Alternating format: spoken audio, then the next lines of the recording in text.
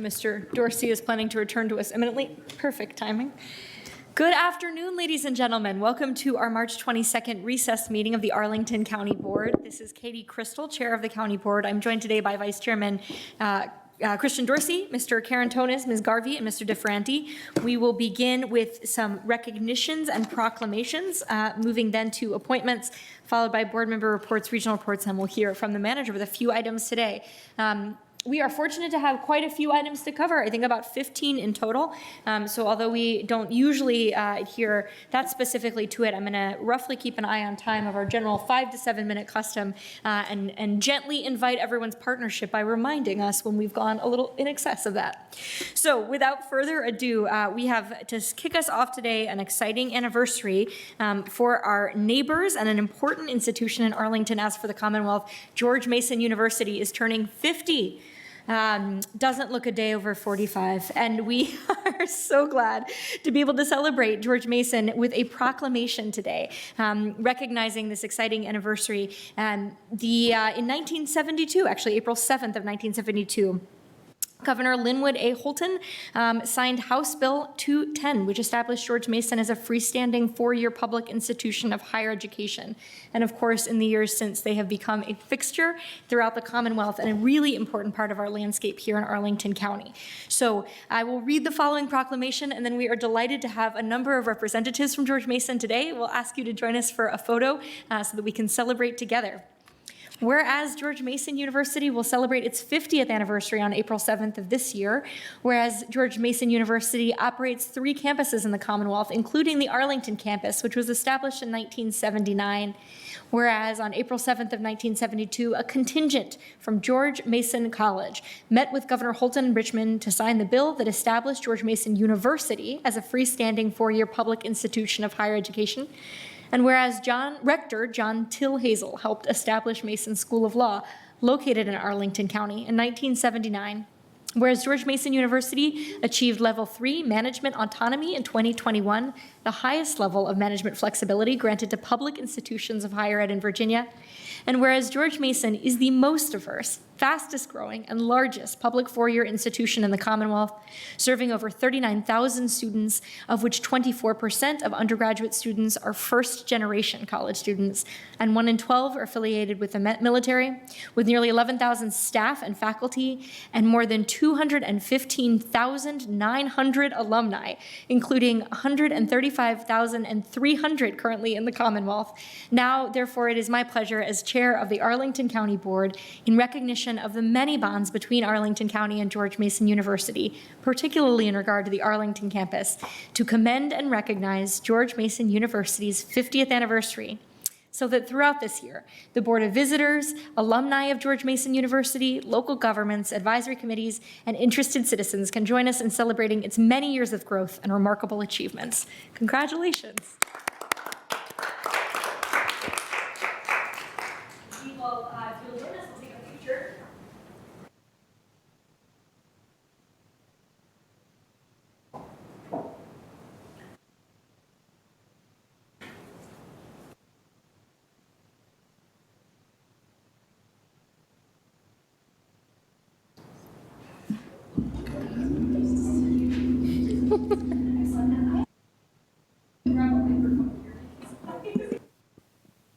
In not introducing Dr. Washington, we are so glad to have you here. Thank you. Thank you. We're so honored that you could join us for this photograph today in celebration. Great to be here.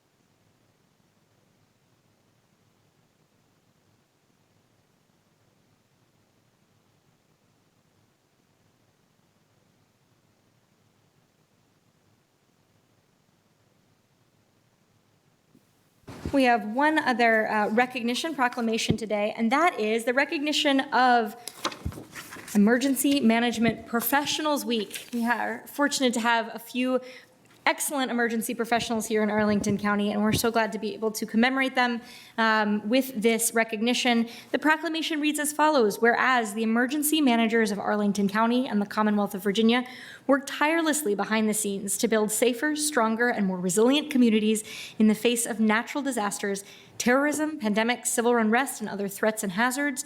And whereas emergency managers are the vital link to and between essential services that help communities prepare for, respond to, and recover from emergencies. And whereas emergency managers provide the leadership and operational skills necessary to enable their communities and agencies to develop emergency plans and procedures, to ensure personnel is adequately trained and exercise plans, provide emergency warnings, notifications, and alerts, and acquire resources to protect lives and properties and enhance resilience in emergency events. Whereas the role of emergency managers in ensuring a safer, more healthy, and more resilient community is more important than ever. Now, therefore, I, as chair of the county board, do hereby proclaim March 13th through 19th, 2022 as Emergency Management Professional Week in Arlington County. I urge all citizens to join us in honoring the employees of Arlington County Emergency Management, recognizing their service and commitments to the lives, health, and safety of all who live, visit, and do business here in Arlington and the region. I thought I saw Mr. Flagler. No? Okay. All right. In that case, we will recognize them in absentia because I am certain they are all doing their important work. And I will commend to everyone's attention the social media of our Department of Public Emergency Management and Communications, which has been featuring some of those talented employees all throughout the month of March. Okay. For our final recognition, I'm so pleased to turn things over to Mr. DeFranti to recognize a very valued member of this community. Thank you, Madam Chair. I want to share and recognize the life of Thomas Matthew Kelly. An Arlington resident passed away peacefully on February 11th, 2022, surrounded by family, friends, clergy, and compassionate medical personnel. I will also share with colleagues when I'm done. I know that you may have a thought or two to add, and I'll leave that to you to do, but certainly his record of accomplishment is extraordinary. He's survived by his wife, Susie, son, Billy, sister, Laura, brother, Brian, and grandchildren. Mr. Kelly began his career working as an education policy legislative assistant to former U.S. Congressman Dale Kildee. He continued his career as a legislative associate for the House of Representatives Education and Labor Committee. He worked for Presidents Bill Clinton and Barack Obama, appointing him. He served as Deputy Director of the Office of Legislative and Congressional Affairs at the Department of Education. He then directed the Department of Education's program that helps Centers for Independent Living support persons with disabilities across the United States. He dedicated himself to ensuring access to a quality education, fair labor practices, and that people with disabilities have the equal opportunity to participate in all aspects of the American experience, including here in Arlington. He was a longtime member and served as chair of the Disability Advisory Commission. He was a member from 2001 to 2016, number of years as the chair. The board thanks Tom for his service to the county and the Arlington community. So, colleagues, if you have any thoughts, what an extraordinary record of service, and we're thinking of the family and grateful for the extraordinary life that Mr. Kelly led. Thank you. Thank you, Mr. DeFranti. And we have another community member who we're fortunate to celebrate while he's still with us, and I'll turn that over to you as well. Sure. I want to just take a minute to thank Matthew Whitfield is here with us, and thrilled to get a chance to honor you for the extraordinary work. If we take 2 years and think back to the start of the pandemic, we were all worried about our health, but we were worried about making sure that people in their homes could stay in their homes. And Matthew Whitfield was the center of that. We are so grateful for your service to Legal Services of Northern Virginia. And we have, I have a recognition that I'll just read briefly, and then we'll see if, I think we have a brief word from your lead attorney, Deputy Pidikiti Smith. Sorry, I apologize. We talked on the phone, but I apologize. And then Meredith McKay is also here, and it is a testimony to your leadership that we have Jennifer Daniels and Russell Dena Schroeder here from our staff. Whereas Matthew Whitfield has served Arlington County as counsel for legal services of Northern Virginia over the past several years. Whereas Mr. Whitfield has worked tirelessly toward the goal of equal justice under law by advocating for those without the financial resources to access legal counsel. And whereas Mr. Whitfield has defended clients against debt collectors, preventing nursing home discharges, represented clients against repossessions and fraud, and helped prevent evictions. And whereas, as a commissioner on the Tenant Landlord Commission, Mr. Whitfield successfully advocated for critical reforms to help prevent evictions during the COVID-19 pandemic and prior to it, helping to establish a set docket time for consideration of unlawful detainers and a requirement that landlords follow the procedures relevant from the Rental Relief Protection Program. And whereas Mr. Whitfield's service to low-income Arlington residents has been a critical part of Arlington County's commitments to our residents most in need. Now, therefore, I, Katie Crystal, Chair of the County Board in Arlington, Virginia, do hereby recognize on this 22nd day of March 2022, Matthew Whitfield for his hard work and unceasing dedication to protecting those who are most vulnerable and advocating for justice for those most in need in Arlington as Counsel for Legal Services of Northern Virginia. Come on up, Ms. Smith. And I think we'll hear a little bit from you, and then I think Mr. Whitfield has brief remarks, and we'll help. Thank you, Ms. Jacobs, so much for helping with it.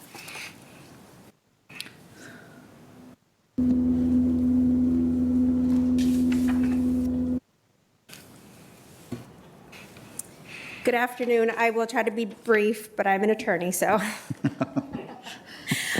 Good afternoon, Chair Crystal and members of the Arlington County Board. I am delighted to join you here today to recognize Matthew Whitfield's exemplary service to the residents of Arlington County.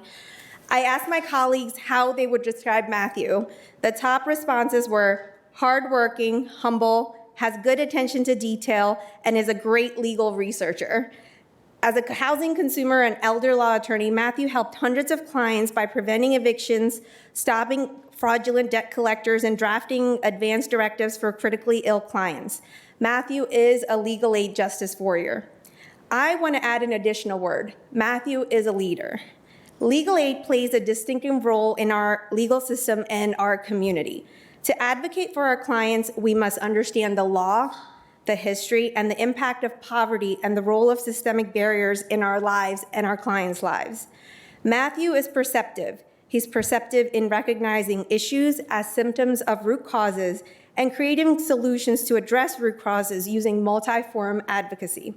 As a commissioner, as Chairman DeFenti noted, on the Tenant Landlord Commission, he successfully advocated for a number of achievements, including consolidating the Arlington landlord housing docket, providing an information card with the county and LS&V contact information to be included with all eviction actions served in the county, and advocating for the requirement that landlords fill out a cover sheet stating that they followed the law by providing the proper 14-day notice and submitting a rental assistance application with the state rent assistance program.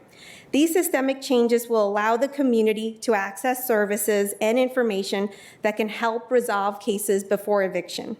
You're not going to find many individuals with Matthew's dedicated work ethic, deep compassion for others, and strong skill set. Thank you, Matthew. We will miss you. And I also want to thank the board for your continued support of legal services, especially the past 2 years. You mentioned we talked on the phone a lot. We really appreciate you contacting us and collaborating with us to come up with solutions for these unprecedented times. Thank you. Thank you very much. Mr. Whitfield. I very much appreciate the recognition and the board's support for legal aid and legal services in Northern Virginia. As you know, there's no right to an attorney in civil cases. So too often, those in poverty are facing banks, debt buyers, landlords, their law firms, all by themselves in court. So it's been a privilege and an honor to work with legal services in Northern Virginia to help fill that justice gap, and I appreciate the board's support. Thank you. Thank you very much, Mr. Whitfield. So with your permission, we'll just do a quick, because I once was in your shoes, we'll do a quick picture, because I think maybe someday down the road you might want it.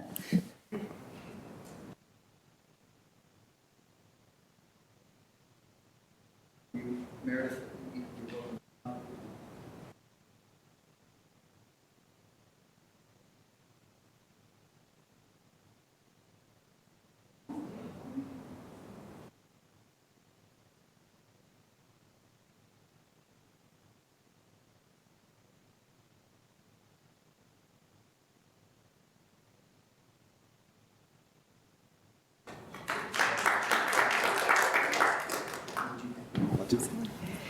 And as we're settling back down, I just want to Madam Chair, if I may. join. Oh, yep. Mr. Whitfield didn't only help the countless clients who deserve legal aid, he helped us as well.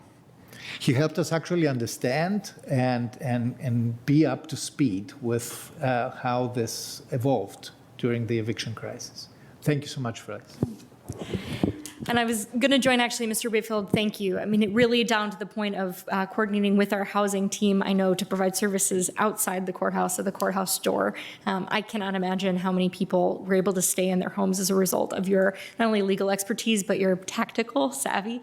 You've been an extraordinary partner to us. You'll be missed by this board, and I know by the community. All right.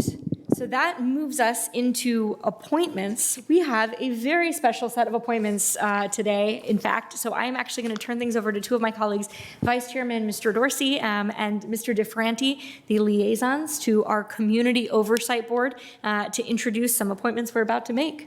Well, thank you so much, Madam Chair, and Mr. DeFranti are going to do a little bit of a presentation before we get to the naming of the names as they are, just to update on our community on work that has been of critical priority importance and ongoing for the better part of the last year.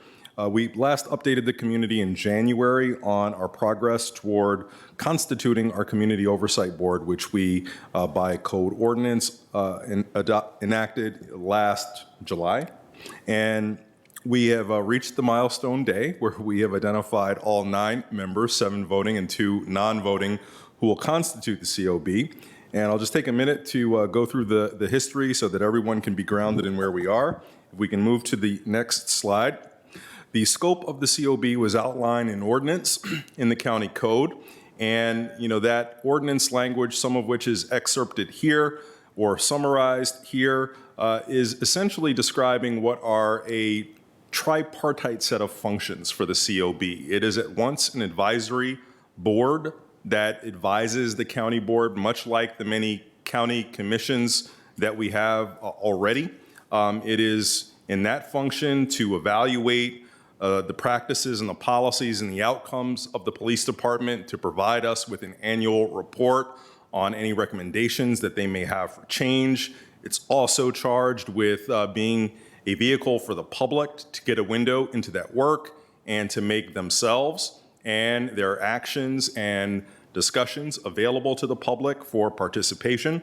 It is also a complaint intake vehicle, recognizing that the current ways in which people who may have allegations of police misconduct are left with an avenue of complaining to the very people that they are alleging of misconduct. The COB is designed to provide an opportunity, hopefully, that is more receptive to people who may offer complaints and to develop processes to do that. But then also it is an oversight board. It is an oversight entity, and it's one that this board has delegated specific responsibilities to be able to be involved in investigations into police conduct and to recommend discipline that would be applied to the chief, that would be applied for officer conduct. And through that, they've been given very weighty authorities, the ability to subpoena records, the ability to retain outside counsel in order to do its work. We've set up a robust vehicle for this body to be a true oversight board.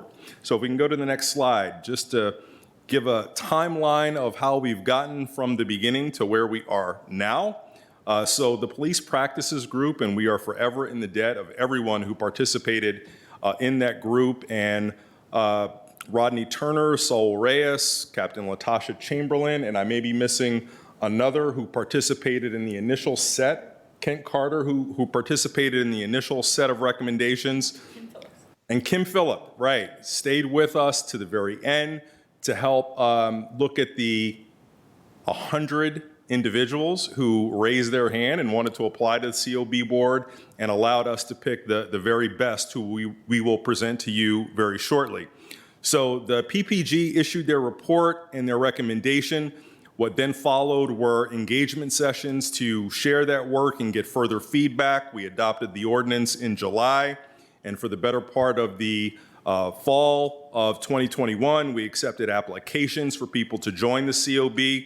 and then the work to narrow that group of qualified applicants down to the most qualified began. And we completed that just a couple of weeks ago or last week. It's all been a blur, but we've recently completed that. And in the interim, there have been a lot of developments that have affected the work of the COB, and a couple of them I'll note. Just we had a bill that was designed to strengthen a limitation in the ordinance that we knew when we adopted it. We weren't able to have the best model for civilian oversight because the limitations on the Arlington County Board being able to hire staff is something that requires state action to reverse. So if we're going to have a truly independent policing auditor, we wanted to have that person out of the chain of command or the supervisory authority of the county manager. We sought the authority to do so. We were not successful. However, we will figure out a way to work around that in the short term. But we've then just gone through the methodical work of really ascertaining who are the best candidates, and we are thankful that we have the 9 individuals that I mentioned a minute ago. And one more slide I think is under my purview before I turn it over to my partner in crime, Mr. DeFerranti. Next slide, please. Or is this you, Matt? Oh, here we go. All right, so what happens now? What happens next? This is where the real work of the COB begins. So we have already posted the position for the independent policing auditor to be hired, and we hope to be able to do that in short order. But before that's even done, the COB will convene to establish their practices and procedures, an organizational meeting and orientation, if you will. At the same time, they will schedule out and map out a number of required training modules that will be provided for them so that they can be grounded in the best information possible for them to do this very important work. And also simultaneously, they will work with our Arlington County Police Department to establish an official memorandum of understanding that will guide the way they are able to provide their review and oversight responsibilities. And once they're able to do all of that, they will then be able to certify that they are ready to begin work. And that is something that we endeavor to happen by early fall. Thank you, Mr. Vice Chair Dorsey, for the work together on this. And looking at the next slide, we have some standards that were in the ordinance as far as selecting the 7 voting members of the Civilian Oversight Board and the 2 non-voting members. And we also should note we had so many excellent applications, and we're happy that we've arrived at these 9. And it was a very difficult set of decisions, and there are others that certainly could have served, but we're grateful for the 9 that we have who have served. If you look, this describes the characteristics that are critical as we wanted to make sure that is a fair, objective, independent, diverse, and representative body. It must, by state law, reflect the demographic diversity of the county. And we have delineated, we've started with a chair. So if you look at parts B and C, fairness, integrity, and objectivity are critical. And the last part of that slide just describes the 2 non-voting members who are law enforcement. And so we can go to the next slide. This is a little bit of the group that we have been so fortunate to have chosen. It reflects the demographic diversity of the county in addition to the integrity, fairness, and objectivity that we felt was critical as measured by age, race and ethnicity, gender identity, and residence. With that, we ought to recognize, we'll appoint in just a minute. We have selected, Mr. Dorsey and the board has worked together to select a chair, which is Lisa Ortiz, who is here today. Thank you very much, Ms. Ortiz. And then we have Vice Chair, Mr. Gary Dean, who is here today. And then we have Julie Evans, Jim Miller. I think that's correct. I'm sorry. And then Martine, and your last name, Ennis Osorio. Ennis Osorio, and I think there's no doubt that Mr. Carantonis' Spanish is better than mine, but I'm still doing my best. Thank you very much for coming. And also David Smith. That's 6 of the 9 members. Thank you so much for being here. I mentioned the chair and vice chair. We are thrilled And I will send it back to the chair as we go ahead and appoint. Thank you so much. And I believe we may also be joined by Anika Montgomery on the phone. So we're glad to have her with us as well. I'll join my colleagues in expressing my enthusiasm as we had the opportunity to do in meeting you all just a few moments ago for your applications, your willingness to serve, your motivations to serve, and for the work ahead. So it is with a great deal of pleasure that I move the following appointments, inclusive of not only our new Community Oversight Board members, but a few others serving our community. I move that we appoint to the Citizens Advisory Commission on Housing Margaret McGilvray for a term ending March 31st of 2026. To the Commission on the Status of Women, reappoint Carolyn Romano for a term ending February 28th, 2025. Reappoint to the Community Development Citizens Advisory Committee Carlton Newton for a term ending March 31st of 2025. And appoint Nicholas Cicero for a term ending March 31st of 2025. To the Community Oversight Board, I move that we appoint Gary Dean for a term ending March 31st, 2026, Lisa Ortiz for a term ending March 31st, 2026, David Smith for a term ending March 31st, 2026, Sasha Ridley for a term ending September 30th, 2023, Martine Ennis Osorio for a term ending September 30th, 2023, Anika Montgomery for a term ending September 30th, 2023, Julie Evans for a term ending September 30th, 2023, Gary Coffey for a non-voting member term ending March 31st of 2026, and James Miller for a non-voting member term ending March 31st of 2026. And that we designate Lisa Ortiz as chair for a term ending December 31st of this year, and Gary Dean as vice chair for a term ending December 31st of this year as well. To the Community Services Board, Community Services Board, I move that we appoint Anna Strasburger for a term ending March 31st of 2025. To the Crystal City Citizens Review Committee, reappoint Taylor Lotch for a term ending March 31st of 2024.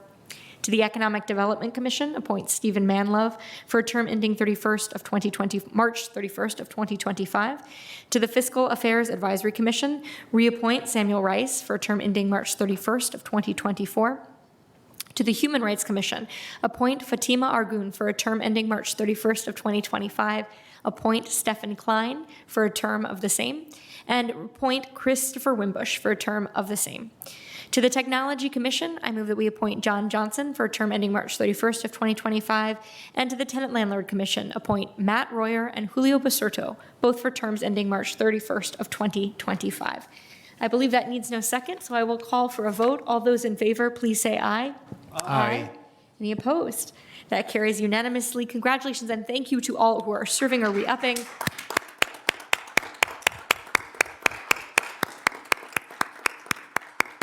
And especially to our Community Oversight Board. We look forward to working with you closely and soon. Can't back out now. It's official. That's right. All right. We will move on now to some board member and regional reports. For those who've joined us, we're so grateful to have you. You are welcome to stay. You are by no means expected to. So with that, I will turn it over to Ms. Garvey, who has a few reports for us today. Ms. Garvey, over to you. Yeah, thank you. Yeah, I don't think I've done board reports, and suddenly I'm doing 3 of them. The first one, I just want to mention the Community Engagement Forum on Aging that our chair and I attended yesterday for a couple of reasons. One, it was the first ever hybrid meeting that they've tried, and it worked really well. We had 4 satellite locations.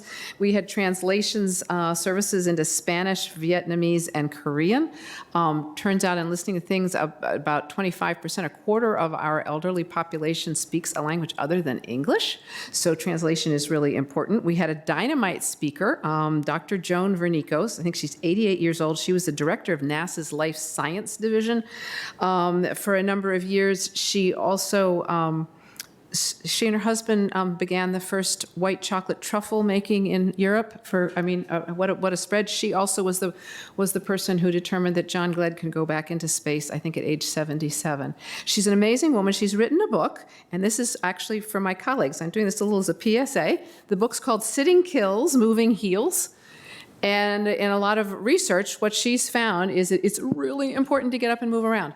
And actually, if you sit for a long time and then do a burst of really heavy-duty exercise, that is not nearly as good for you as it is to just constantly get up, like every 30 minutes. And we sit here for hours at time, and so does our staff. I think I probably get up the most because while I'm not sure about sitting killing exactly, I do find now at my age, when I sit for a while, when I stand up, my body really says this wasn't good to do. I hope I don't groan too loudly sometimes when I stand up. But anyway, I just think we need to be aware of that as a community and even as a board for ourselves and our staff, that now that we're going back into not virtual so much, we're being in person, we're sitting again for long periods of time, and just get up and move around and do little things. It's nothing to get up and do a few dishes, pick up the mail, something. It doesn't have to be major. So anyway, I found it very valuable and really enjoyed that. The next item I wanted to talk about just briefly is the Arlington Regional Master Naturalist Whitetail Deer and Forest Health in Northern Virginia. This pamphlet, which I think I left in all of your desks, they are doing great work on trying to spread information and educate our community about the issue of deer here. And deer are beautiful. I love them too. But when you get too many of them, they cause trouble for everyone, including themselves. And I know people often can feel like, well, we love deer, we love nature, we want to protect them. Yes, but, and we'll move to the next slide, please. This shows what happens. So to the right, it says forest heavily browsed by deer. The thing is that when there are a lot of deer, they have to eat, and they eat a lot. To the left is a healthy forest understory. Now, I want to just a couple of quick things. One of the things about this healthy forest is it's got baby trees growing up. And of course, trees do not live forever, as we're all too aware here. We're trying to keep our tree canopy going. And if we have no baby trees coming up, no matter what we do right now, we're not going to have a future of trees here in Arlington. It's really crucial to keep those baby trees growing. Also in that understory, there are all kinds of creatures that live there. They're turtles, they're little birds, they're chipmunks. Most of them are pretty cute. Some people find salamanders cute. You've got salamanders. And their habitat is destroyed by the deer. So that this picture on the right, it looks kind of pretty when you first look at it, but it's actually quite barren and not healthy for almost anything, including the deer. Because when you've got too many deer, they don't get enough to eat, they have health problems, and the whole thing gets out of balance. It's out of balance, obviously, because deer don't have natural predators. They're limited to a certain small space. Anyway, there's a lot of work and research being done. We've got a study that has been completed, and I know our park staff are working on what to do about the deer. I think we're going to need to do some culling. Most of our surrounding jurisdictions do that for the health of actually everybody concerned, including the deer. So I just kind of wanted to let people know I think it's important for us to start thinking about that. It's not something you think about as an issue for Arlington, but it is, and becoming more of an issue every year. And then finally, I'll talk a little bit. I'm the liaison to the Arlington Sister Cities Committee, and if we can have the next slide, please. And our sister city in Ivano-Frankivsk has come under attack along with the rest of the country, not as badly as some places, but things are not looking good there at all. I think all of us want to do what we can. So I just wanted to note that these are some ways you can help. The Arlington Sister City Association they've got a web page. They also have a Facebook page, which I think is more helpful, and they are working very hard to notify folks about ways they can help our friends in Ukraine. And the next slide is we've got an event coming up on Sunday, and it's a fundraiser for a number of groups, World Central Kitchen, International Red Cross. It's run by at Northside Social, and our Sister Cities organization and others are coming together to do this. And if you'd like to stop by and help support, I think it's going to be a great event. I know it always feels like we're doing not much, but I think every little bit helps, and the more awareness builds, the more there's global pressure to try to bring this horrible invasion to a halt. And then finally, I'll just mention, I am going to Fairfax tomorrow morning. We're going to have a press conference. The Northern Virginia Regional Commission is putting together a collection effort. We're going to have a bin at Central Library if people have got lightly used clothes, coats, blankets to leave. And I will say, I do think cash and the kind of fundraising that we're doing here is probably overall more useful, but the Northern Virginia Regional Commission has got connections, and there is a Ukrainian gentleman in Wilmington, North Carolina, who is in shipping, and he will get all of the goods that we get to him on a boat and get it to Amsterdam, and where it will be picked up by trucks, and it will be then taken to Poland, where there are relief agencies and churches waiting and wanting these goods. So they've got a home, and we've got shipping from here, from this area in Northern Virginia, down to Wilmington. So all of the network's been set up. People are all coming together. It does send an important message of support. So if people would like to drop off items at the Central Library, that will start tomorrow. I think the press conference will come out. I'm sorry, I do not know how long it's going to go. That may depend on how the collections go. But welcome people to contribute and help out. Thank you. Thank you so much for doing that on our behalf, Ms. Garvey. We really appreciate it. Okay, we'll move now into our regional reports, both from the Metropolitan Washington Council of Governments. First, a climate update from Mr. Dorsey, followed by a regional forecasting process update from Mr. Carantonis. Mr. Dorsey, over to you. Thank you, Madam Chair. And so, remind you that COG has been working under a framework to bring all of the work that has been done over in previous years to not only a central planning focus, but to start to identify real outcomes that we want to achieve. That effort has been branded Region United, and it is based on 4 pillars. It is about, once, increasing prosperity in areas that have been, through analysis, determined to be equity emphasis areas, and increasing outcomes, economic outcomes, and security outcomes for people who live in equity emphasis areas. It's about increasing accessibility and mobility through high capacity transit that has largely been invested in already, enhancing livability, not through quality of life investments, but by actually providing places for people to live, literally, through housing production, and sustainability through climate goals and action. So in previous months, we have looked at housing. This past month, we looked at climate, and fundamentally, it is about taking the planning work that has been done on climate from a regional level, which has been done by the COG board itself, but also by the TPB as well, taking that work and translating the planning into action. So that was our focus, and the way in which we are beginning to sort of work on this. True for housing, true for climate, true for mobility, and true for equity, is to really, on a monthly basis, do deep dives where we have an opportunity to have some peer-to-peer learning going on, looking at jurisdictions that are really well advanced in this work and sharing that information so that others can learn from it, but also looking at jurisdictions that are just beginning the work, because it's certainly true that not everyone is at the far advanced level. Some people are just starting, and it doesn't really help for someone who's just starting to hear from someone who has gone almost all the way there. So that peer-to-peer learning has been important, as has been the ability to take some of the grants and funding opportunities that are typically available through a regional group like COG, which usually there's a lot of lead time required to get those grants aligned with outcomes. And wherever possible, we're trying to get some opportunities to make those more flexible so that we can actually respond to emerging opportunities and meet needs that are emerging, instead of just relying on grant programs that are really mature. And then also, we gotta just can't talk about this in the COG board. This has got to go everywhere. This has got to be something that is made available to all the stakeholder groups throughout the region who can be effective partners in this work. So that's our approach. Climate was what we did our deep dive into in March. And just to refresh you on where we are, in 2005, there were goals that were set up about a decade ago that looked at reductions by 2050. And they were based on 2005 emissions levels. Fortunately, in 2020, we've reached the 2020 goal for the most part, about 1% off of the 2020 goal, which is pretty good.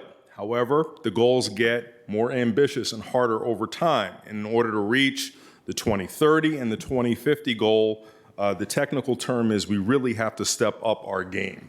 And so in order to step up, we can't just let this plan sit on the shelf. We've got to think about things a little bit differently. And if we can look at the next slide,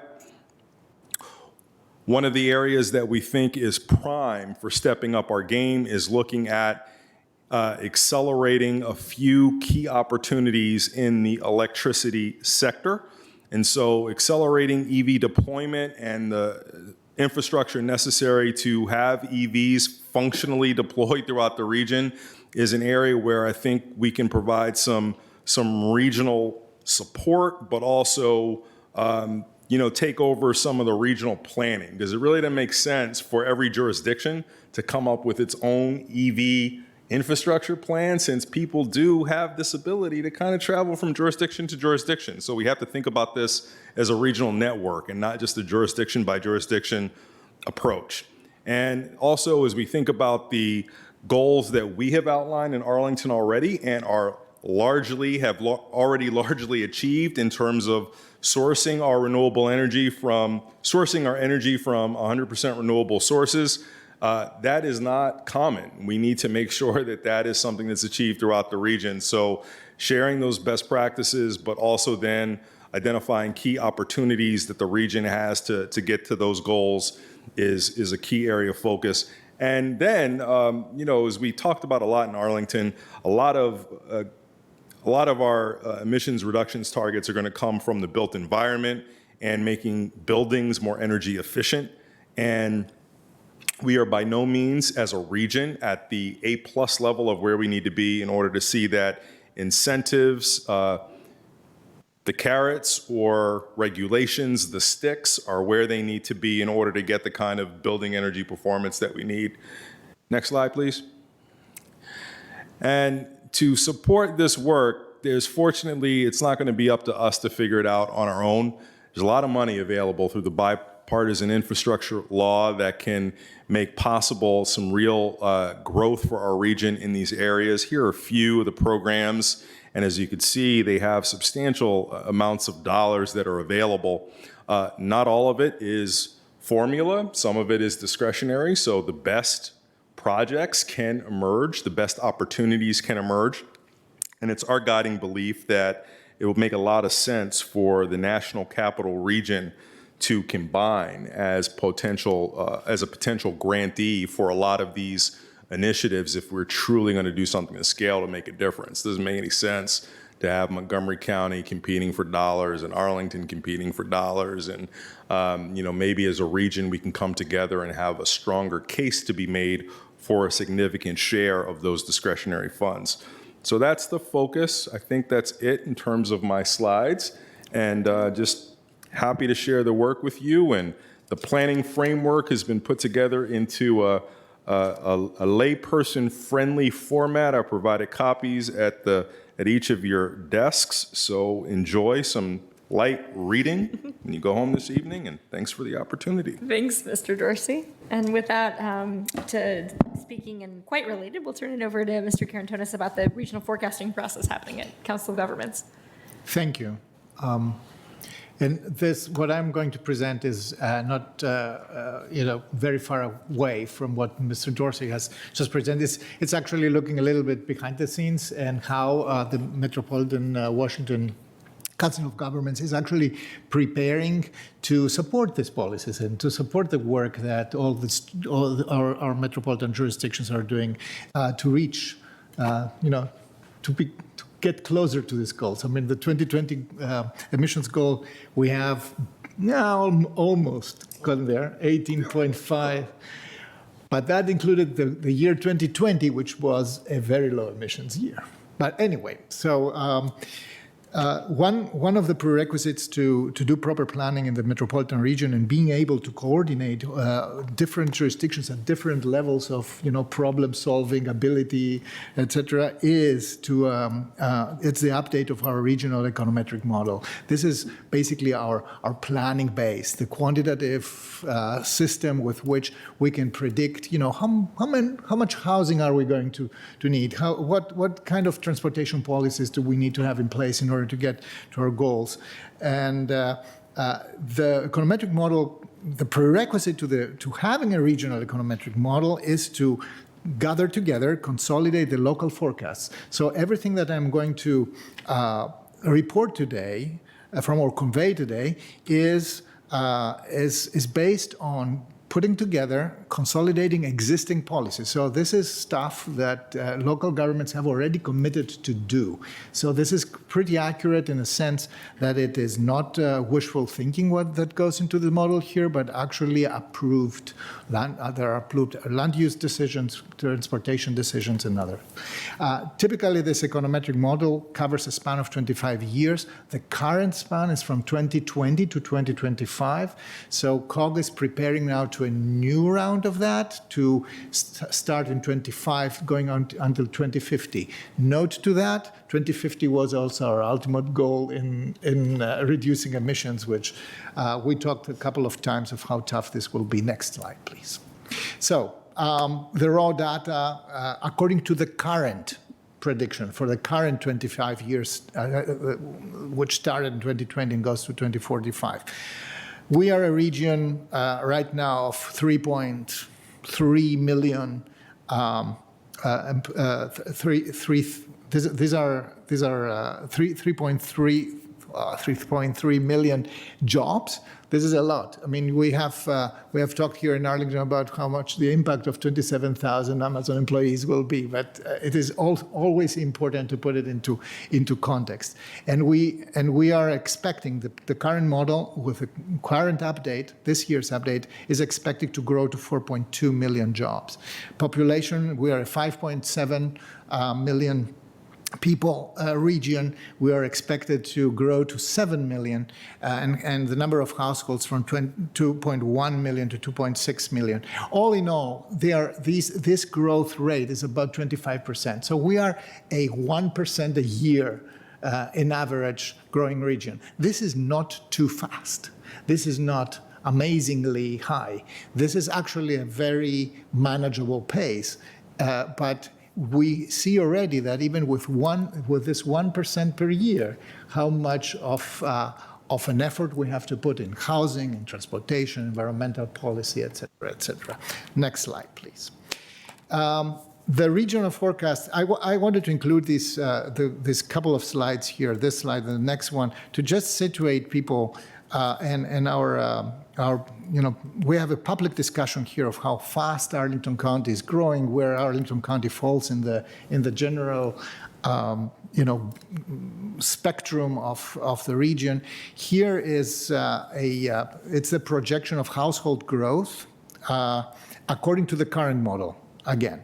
So Arlington County highlighted that in yellow, we expect a 29.4% increase in household growth, so a number of households in Arlington County. Currently, in 2020, we had 109,000 households, and we expect to have another 32, grow by another 32,000 households in the next year. So that's the 29.4%. If you look in our neighboring jurisdictions, like the District of Columbia, it's probably in the same league. But I wanted to point out the percentage of growth that goes to the city of Alexandria, for example, which is 37%, which is significantly higher than ours. Charles County, it's 52.8%. City of Rockville is 36.6%. You see here that we have, the core of the region is more or less synchronized here and close to the general growth of the region, but the periphery of the region, and as we go a little bit around the Beltway, is growing faster. Next slide, please.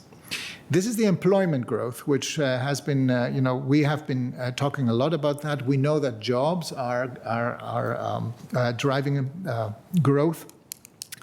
So again, the number of jobs in Arlington we have right now, that's the yellow highlighted, we have 230,000 jobs approximately, and we expect to grow, according to the current model, by another 61,500.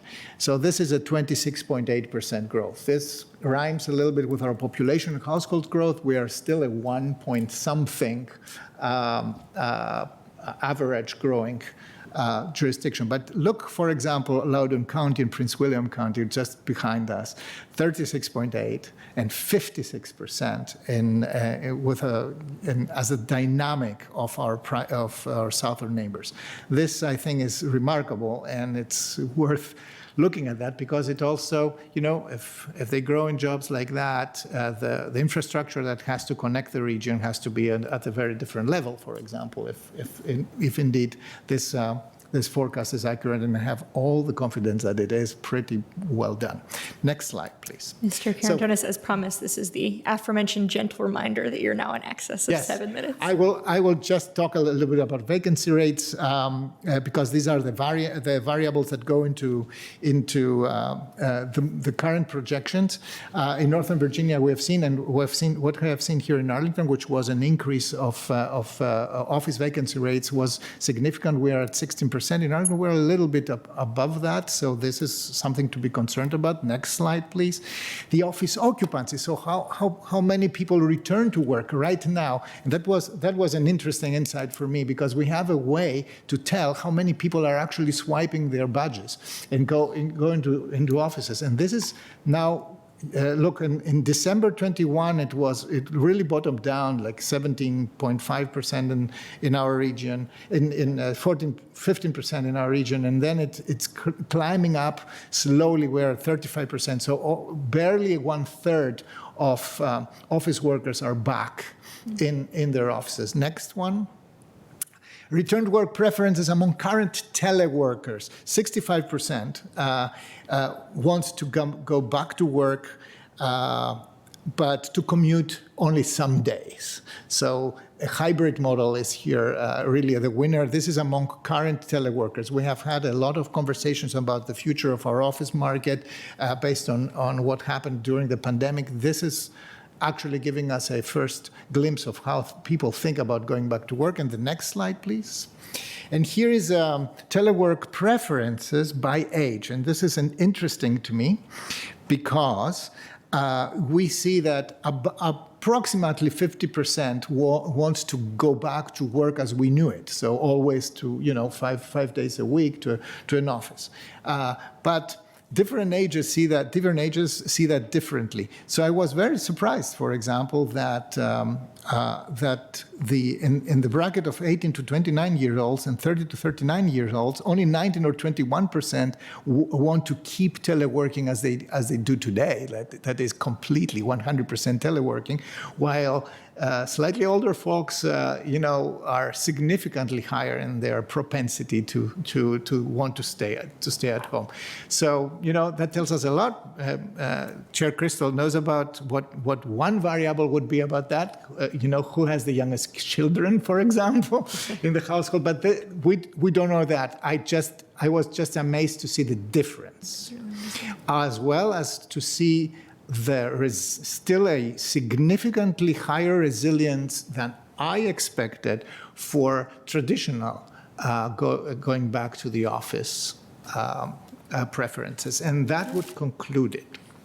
Thank you so much for that very interesting snapshot into not only behavior, but some of the preferences of the region and how they're playing out, as well as some of the hard data on growth trends. Thank you both. All right, I'm going to now engage our manager. I believe we have 3 presentations from him today. And beginning, Mr. Manager, right with an update on our noise ordinance. Yeah, first we're going to start off with the Affordable Housing Master Plan update, and I'll give you an update on COVID after that and finish up with the noise ordinance. And so, save the best for last. Yes. Russell Dano Schroeder is here, and he's going to pop up here. We wanted to provide an informational update on where we are with the Affordable Housing Master Plan implementation framework. And it's an administrative document that we've been working on quite diligently over the last year and a half. And there are a number of recommendations in that. And without further ado, I'm going to turn it over to Russell. Thank you, Mr. Manager. So the Affordable Housing Master Plan review began back in 2020, 5 years after the adoption of the Affordable Housing Master Plan. Today's report will conclude the review and will largely focus on the Affordable Housing Master Plan implementation framework. The implementation framework is an administrative document. There's no county board action associated with this. And we're reporting to you today as a matter of information. The review can best be summarized with 3 questions. First, how have the housing needs changed in the community since adopting the Affordable Housing Master Plan? Secondly, what progress has the county made towards achieving the goals of the Affordable Housing Master Plan? These first two questions were answered through the updated needs analysis and the 5-year report that were essential inputs to the review process. The third and essential question of the review is, how can we better achieve the goals and objectives of the Affordable Housing Master Plan? This was the basic question that we put to the community and discussed last year. A little bit about our community engagement. We kicked off the review last year in January with several events related to the release of both the needs analysis and the 5-year report, followed by an online feedback tool. The deep dive into the review took place through the Housing Commission's Tools and Trends Committee, which held 8 meetings to look at the goals, objectives, and policies of the Affordable Housing Master Plan. In addition, staff also met with various county commissions and county organizations throughout the review. The feedback from all of these engagements, as well as the previous outreach efforts, have informed the recommendations that are contained in the 2022 Affordable Housing Master Plan Implementation Framework, which is the end product of this review.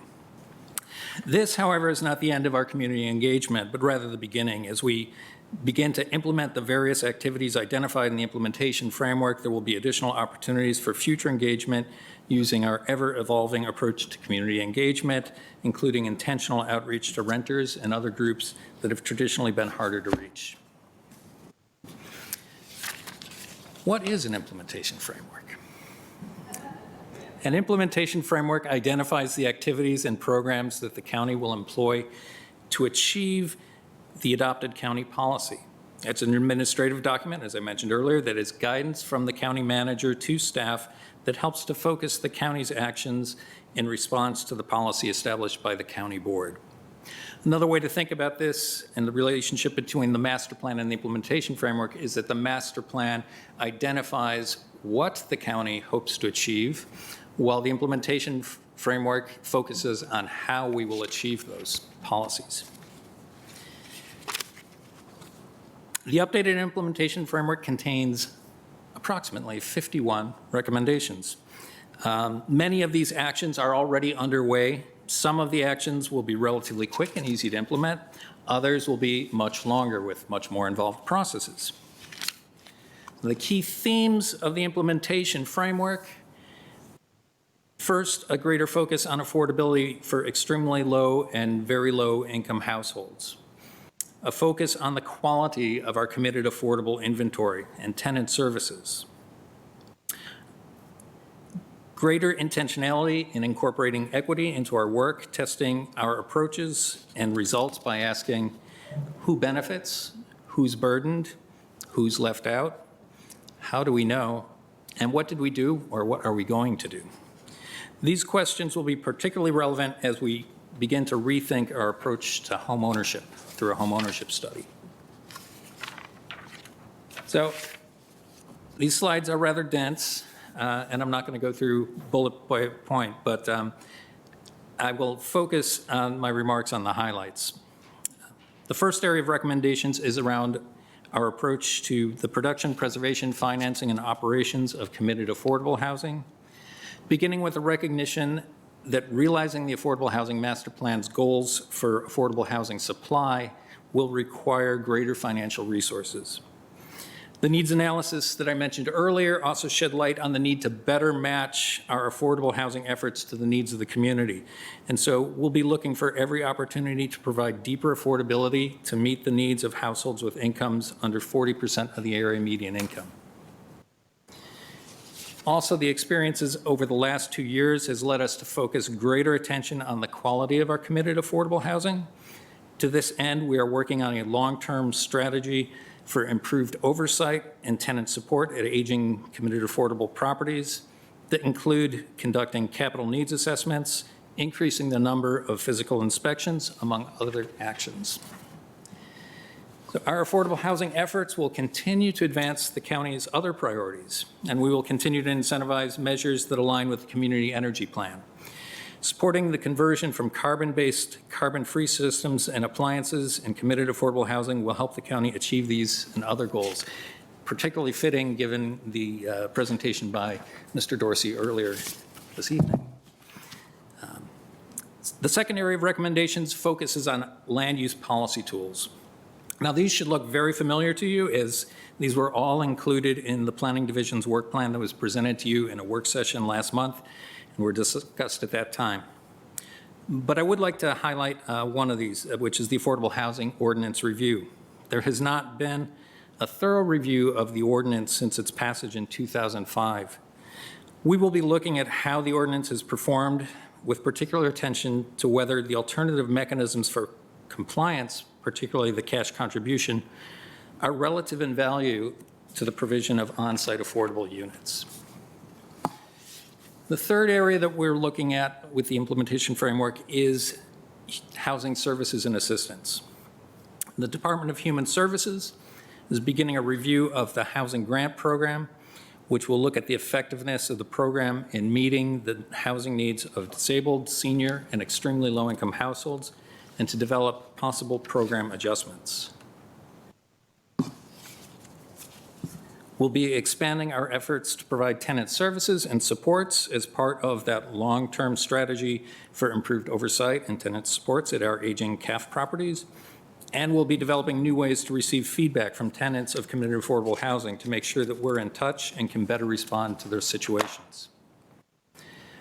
We're also proposing a home ownership study, which we would launch later this year, which would take a step back from our home ownership programs to develop clear goals for our approach to home ownership and to rethink how best to achieve the defined outcomes.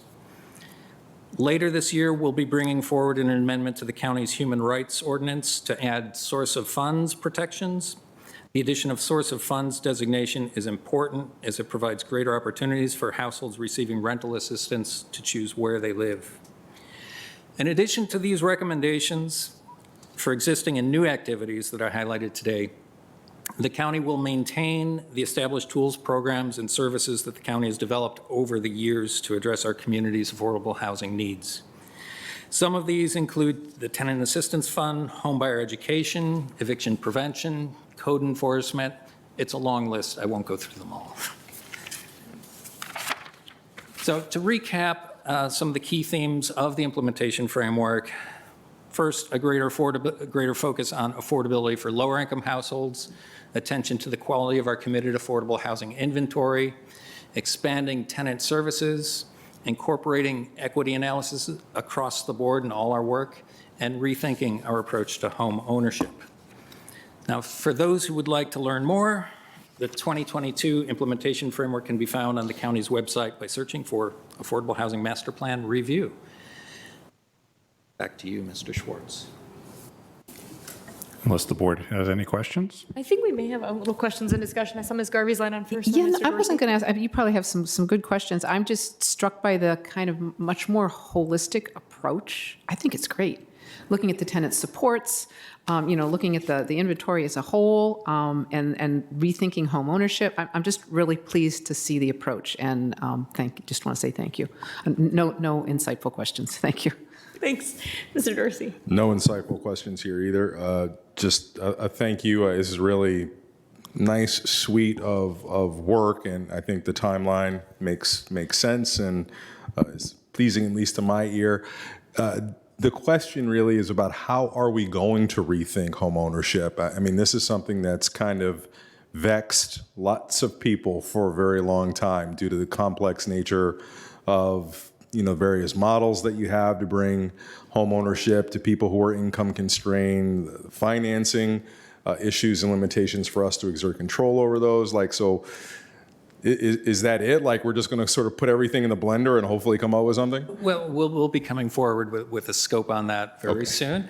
But I think it's addressing that fundamental question, is our home ownership programs, should they be aimed at addressing the wealth gap? Or is it something else? Is it about, because oftentimes, too often, we're not seeing the types of outcomes that we would like to see with the program. So we really need to have a clear outcome, clear goal kind of at the onset, and tailor our programs to achieve that. Well, that's actually very pleasing. And, my goodness, if only we could have a federal housing policy that reflected that kind of thinking. Let's figure out the outcome and design to meet that. That's great. Thank you. I really appreciate that, along with Mr. Dorsey. It's not dissimilar from what we've been thinking about with regard to the housing grants program, right, which is run through DHS. these are legacy programs rooted in both cases in very good aspirational goals, but we could spend an awful lot of money in both areas. And we do actually, at least in the case of the former, spend an awful lot of money. So being better aligned to what we're trying to achieve sounds like a really excellent thought, because homeownership serves a whole variety of goals, right? So keying into what matters most to our community. Seems like a great one. So I think I saw Mr. DeFranti and then Mr. Carantonis, and then we'll do another round of It's a questions. follow-up question is what it was. Can I just slip it in real quick for the? Sure. Do you mind? That's so sorry. Does the homeownership include co-op housing? I'm assuming you're going to be looking at that kind of form? Right, so there were a number of suggestions, community land trusts, cooperatives, et cetera, and we included in the back of the implementation framework all the suggestions that we received that said, with some explanation of why they're perhaps not recommendations. And those would be on the table, would be potential resources and things that we could bring to bear, depending on whether they really suit the outcome that is defined through that study. So co-op's certainly an option. Okay, thank you very much. Thank you for letting me slip that in. I'm sorry. So I think I really appreciate the work. I've not read all 34 pages, but I have it on my list, and I will want to look at it. I guess it's just a request to see if it's possible to have a short 2x2 a briefing where we can try and talk a little bit about home ownership, and then also I think I need a refresher on the components, because I think it's split between state law on the housing ordinance and then local components of it. So if I could follow up with a rather than a long question, I'll just see if I can follow up and see if we can have 30 minutes, if that's possible. Certainly. Thanks. Mr. Carantonis. Oh, thank you. First of all, thank you for presenting that today. This is excellent. It's a lot of work, and I think I hope that the resources and the staff time is in place to accomplish that. I mean, the issue that we just mentioned, the home ownership, this is one of the toughest one, and I have to say, I mean, personally, I don't have the illusion that we are addressing wealth gaps today with the program that we have. We've helped some households, but really the wealth gap, we probably are making a very, very, very minuscule, infinitesimally small dent into that. So my question is, you referred specifically to below 40% AMI. And this is a small number of households that we have, and committed affordable units that we have today, under 40%. It's about 280 countywide, which is actually one number that has been increasing, as opposed, for example, to 60% marks that has been decreasing. So is there a thinking about where we want, what's the order of magnitude we want to get as a percentage of our affordable housing whole? Yeah, that's a great question. We know that half the need for rental housing below 60% of the area median income is for households below 30%. We know a portion of those are served through the Housing Choice Voucher Program and the Housing Grants Program. But it really takes both kind of a supply and demand side to really get to that, because we're not at the 6,000 units or households served through those programs that would be needed to, which means that those households are extremely housing cost burdened. And so our approach is to as through the NOFA, incorporating that as an incentive to get points for deeper affordability units. We recognize that we're not looking for a project to come forward that's all 40% AMI units or below 30. I think that would be a bad idea, but to get a better mix of income within our existing affordable stock is kind of the starting point, and as we build stock, to incorporate deeper affordability units as we go. Thank you. Well, just one question for me, which is, and you had alluded to this in the summary as well. Thank you, first of all. It's really, it's nice to see how this is iterating in the 5 years since its adoption, or I guess at this point, 6 years since its adoption. 7 years. All right. What have the last 2 years been anyway, if not a recursive loop of time? We've heard an increasing amount of advocacy from some in the community around using fair housing as a framework through which to analyze a lot of our ongoing policy, land use, housing programs, and other efforts. I think, and the implementation framework is pretty consistent with, we've generally thought about this as fair housing in Arlington as, sort of testing for example, discrimination, right? Trying to sort of affirmatively encourage non-discrimination and then finding it when there are instances of it. And I think we've started to hear from advocacy from some corners to say that, Arlington should instead be starting with the disparate impact of the sum of all of our kind of policies and the housing markets as a way of reorienting how we think about the issues of housing. I was interested in whether that had come up at all in the conversations and community engagements you all have done, advocacy, some from a couple on the Tenant Landlord Commission, the NAACP, and others, about really trying to do a much more robust fair housing plan, almost, I think, from what I've seen of their letter to us, for example, at the scale of an affordable housing master plan. I wondered if that had come up at all in the engagement, and I know as well that staff is participating in, and some of board members are participating in COG's regional work. So could you just talk a little bit about kind of what's afoot regionally and maybe in the future in Arlington with regard to fair housing, as well as the extent of those conversations were had during public engagement? Certainly, and unfortunately, yeah, certainly, and unfortunately, my colleague Joel Franklin, who's worked with me side by side on this, is in his civic duty in the District of Columbia this week. So, but he's working on the county's fair housing plan, and so we've been receiving input on both of these things, kind of at the same time. And there's some, I think, things that carry over one from the other. We do recommend adding to our NOFA kind of considerations the modified racially and ethnically concentrated areas of poverty as another measure to help us guide where to site affordable housing in the future, in addition to the other mechanisms that we have. I think the fair housing, obviously the fair housing plan itself will come forward and have a number of recommendations. And so I think there's some that are already included in the implementation framework. There's more on their way through the fair housing plan. Okay, thank you. And then I suppose it would be Mr. Franklin as well, working with COG on the regional look as well. That's correct. Excellent. Well, we wish him the smoothest jury duty possible. And hopefully we can follow up with him on that soon. All right, any other questions? Seeing none, Mr. Manager, back to you. Okay, thank you, Russell. Thank you. Wanted to give you my monthly update on COVID. I have a lot of material to work through, and hopefully, not quite yet, but I want to put up a graphic that will hopefully summarize some of the material. Madam Chair, as you have noted, on March 3rd, I issued some guidance that made masks optional for public and most employees, not all employees. We still have a mask requirement in some specific locations where we have health and medical services provided, and also public transportation. And also to note, the pandemic isn't over, but we're in a new phase. The surest sign that it's not over is we continue to see cases of COVID in Arlington. And we dropped to 24 cases per day in the early part of this month. Right now, we're at about 35 new cases per day. As far as vaccines and boosters, again, and it's going to sound trite at this point, but the best defense against COVID-19 is to get a vaccination and to stay up to date on boosters, period.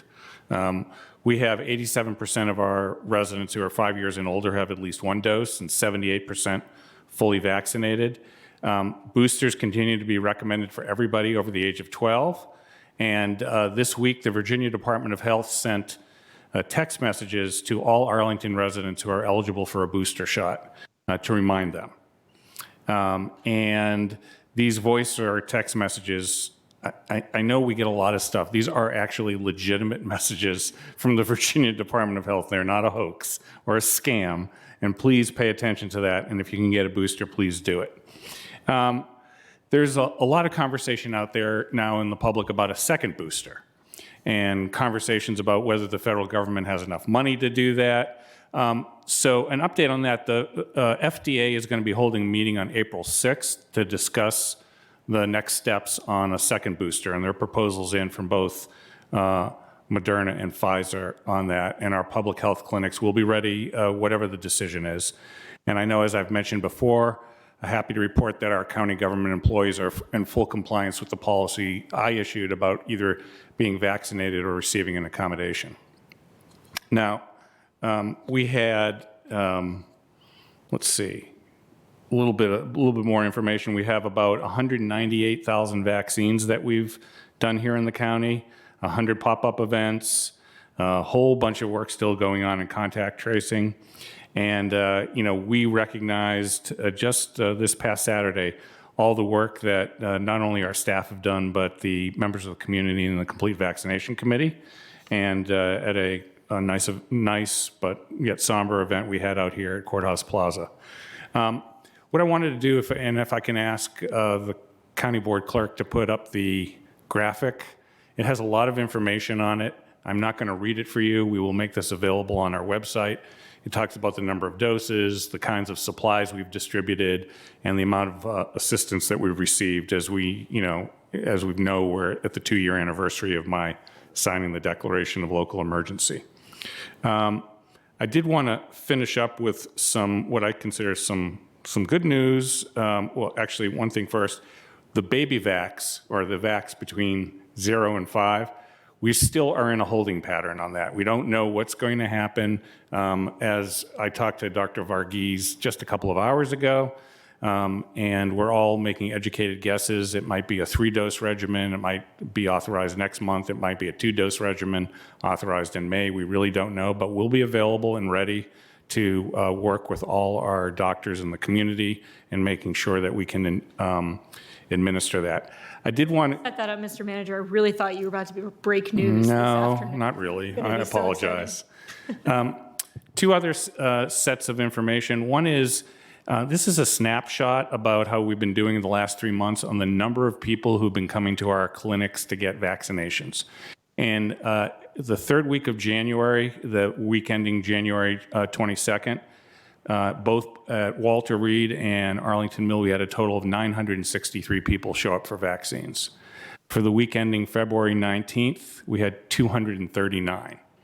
And for the week just ending on March 19th, we're at 173. So the numbers are dropping. I'm not going to speculate what's going on there, but part of that I have said is as the demand for the use of our clinics drops, and there's many places people can go in the community to get a vaccine, the Walter Reed Community Center, starting on April 5th, we are going to make available indoors pickleball, volleyball, basketball, and then table games, bridge and mahjong. So that's good news. On April 11th, we're going to reopen our congregate meal program. And on the 18th, all the other 55-plus programs and other center activities are going to resume. As far as the Arlington Mill Community Center, we're still waiting. It's likely that in May, we may be able to get to a point where we are able to have the gym open for activities, but I'm not firmly announcing that yet. Again, all the things we have to do with the baby vax and other issues coming up. And I think our eventual goal is to integrate the vaccination program into what we do at Sequoia, which is where we have a full-time vaccination program for many other shots that people get to use. And that is my update on COVID. Question for Ms. Garvey. Yeah, I realize I have a question, Mr. Manager. I thought I read, but I'm not sure, that the CDC is recommending a second booster for those 65 and older, or are they thinking about it? It's currently before them, I think, for consideration. There's been a proposal made by Pfizer. Pfizer, and that's okay. that's what's going to be taken up at the meeting on April 6th. Thank you very much. Thanks. Thanks. All right, Mr. Manager, thank you for that update and for that graphic. I think we'll all look forward to sharing that widely.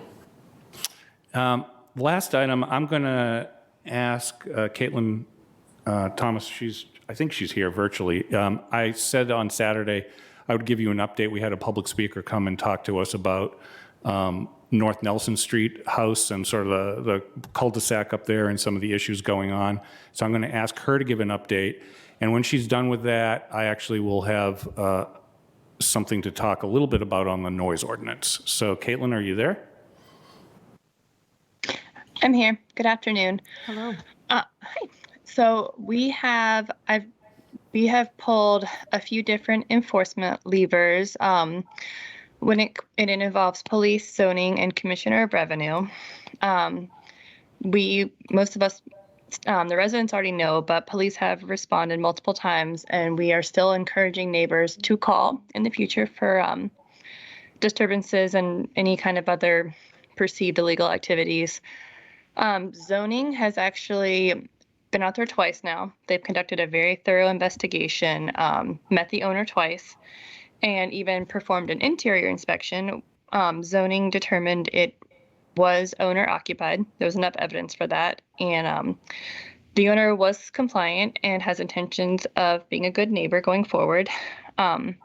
This property does qualify for an accessory homestead permit, but there is not an application on file, although staff is going to help the owner through the application, but they haven't made contact since yesterday. The Commissioner of Revenue will start statutorily assessing the property if they don't hear back from the owner, if the owner is unresponsive, I believe by today.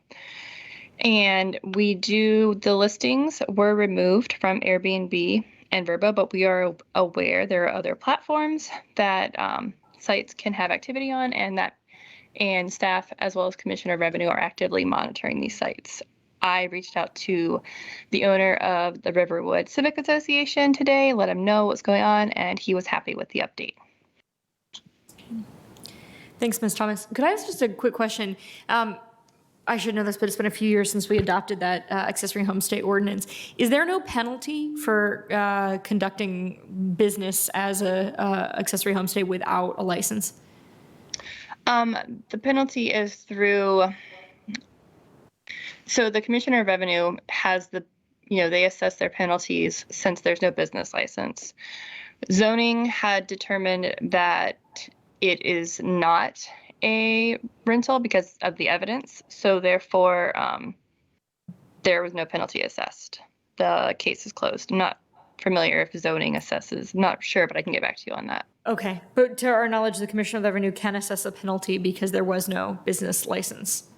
Well, they're doing statutory assessments starting now, going forward. Okay. And I think she can also, if she can determine at what point it was operating as an accessory homestay, she can back the Right. assessments up Okay, until those. thank you. Well put. Sorry. Thank you. Yeah. Okay.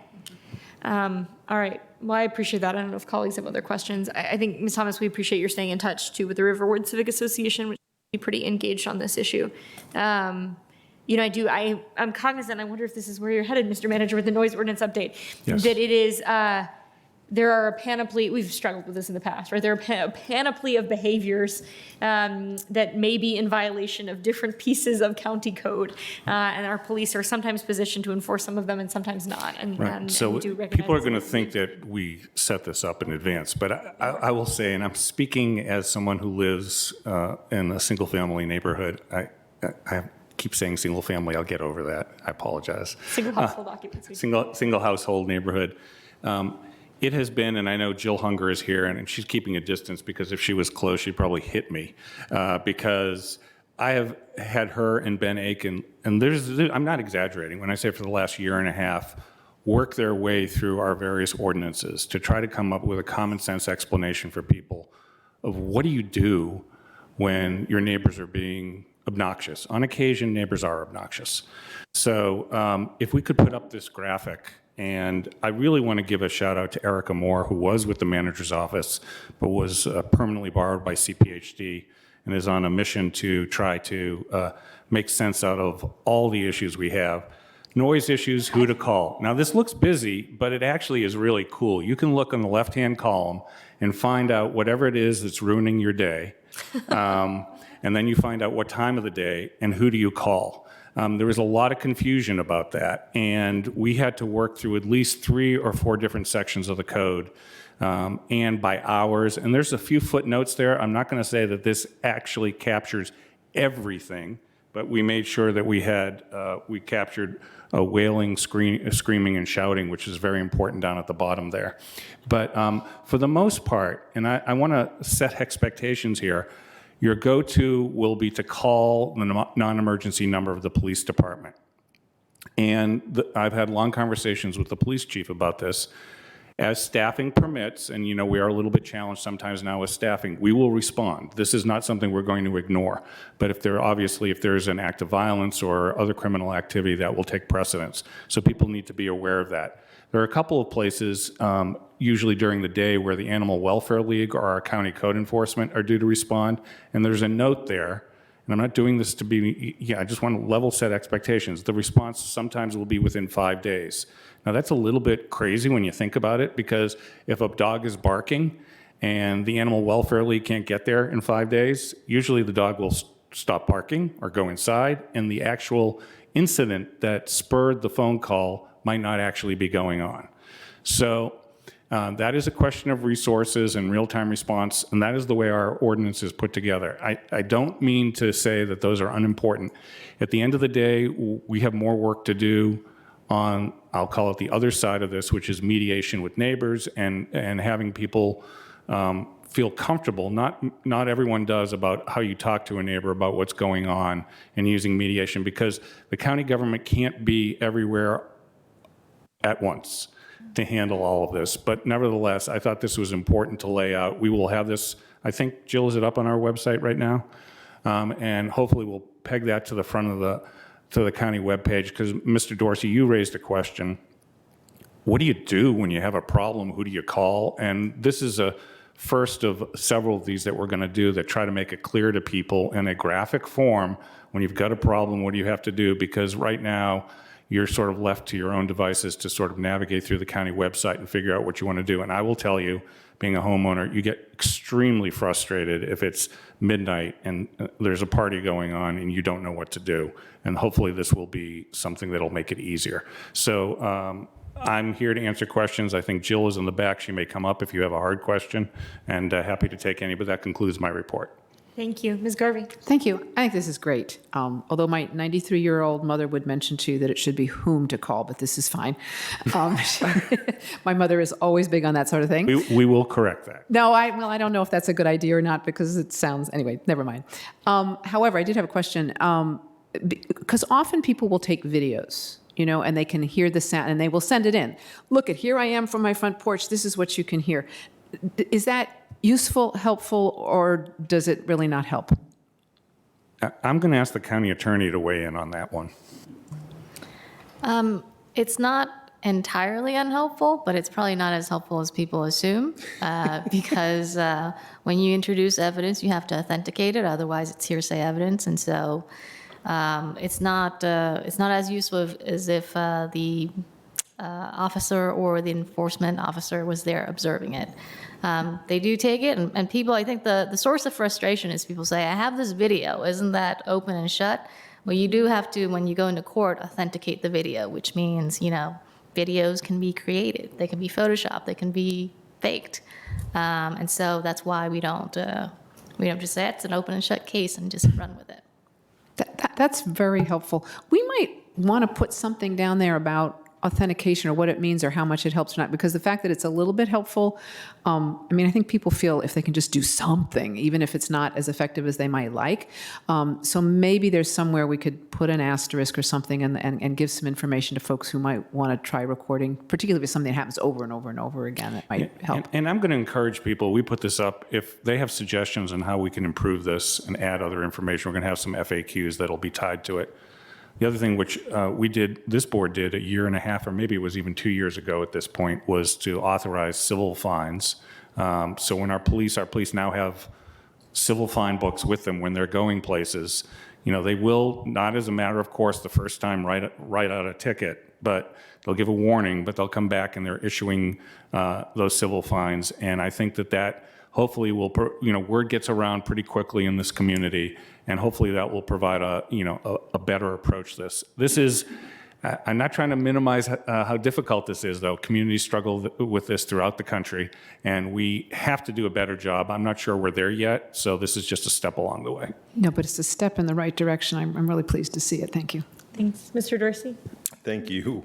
Mr. Schwartz, this is nice work. A couple things come to mind. You alluded to one. For some of these, we don't want people calling us first. And so hopefully on the page where this resides, there can at least be some sort of a suggested direction that perhaps direct conversation with the offending party may be your first choice if you feel comfortable doing so. And the second piece that I'm noticing is I'm looking at the nighttime disturbance rules specifically. You know, this to me is a vestige from a time when we pretty much, it was normative for people to go someplace to work during the day and come home at night, and they wanted the quiet enjoyment of their home when they were home.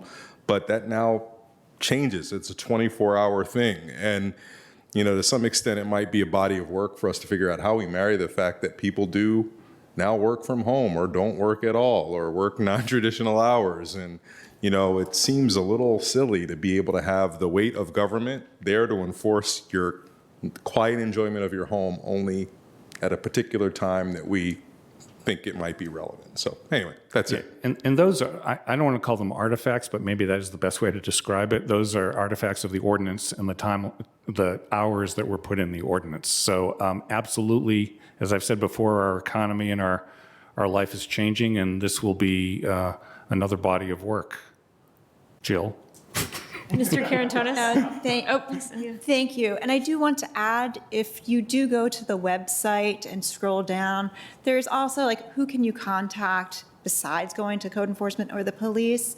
And it does list sort of, maybe reach out to your property management company, talk to your civic association, maybe talk to your neighbor if you're comfortable. So we do outline that as well as suggested opportunities.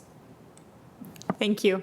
I would associate myself with that. And I especially think too, there's a difference. People live in all types of housing in Arlington, right? And so I think there are, if it's a neighbor to neighbor dispute, really encouraging people as individuals to talk to one another, but also acknowledging that, if you live, for example, in a multifamily building and there's a construction project happening next door, can be a little bit harder to have those conversations, but in those cases, usually if it's a building being built under site plan, they are required to have a contact, right? So going through your building's property management can be a great way to do that. So it's not even an easy answer about that question of where to start and who to talk to before or who to call. So I won't ask everybody to make another infographic, but I appreciate the thought that's gone into recognizing the different types of homes that Arlingtonians call homes. I'm sorry, Mr. Karantonis, I cut you off there. Oh, so that's awesome work. Thank you so much. I align with Mr. Dorsey here in thinking a little bit further, especially given the fact that we have so many Arlingtonians living in high rises, etc. So the majority of the population actually this is an interesting dynamic there.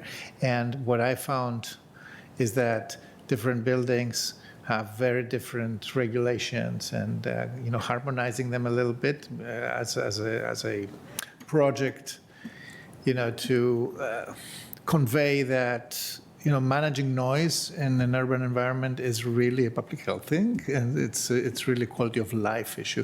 So one thing that we had, one complaint that I got a lot, especially last year and during the pandemic, was excessive vehicle noise.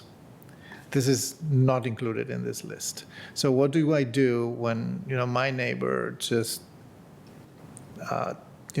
is inconsiderate and at 10 p.m. drives with a very, very loud vehicle that is modified to be very loud? I'm sure that you will get these requests about who do I call, what do I do in this case.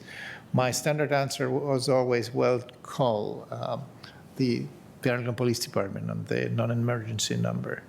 I don't know if it's reasonable to include this here.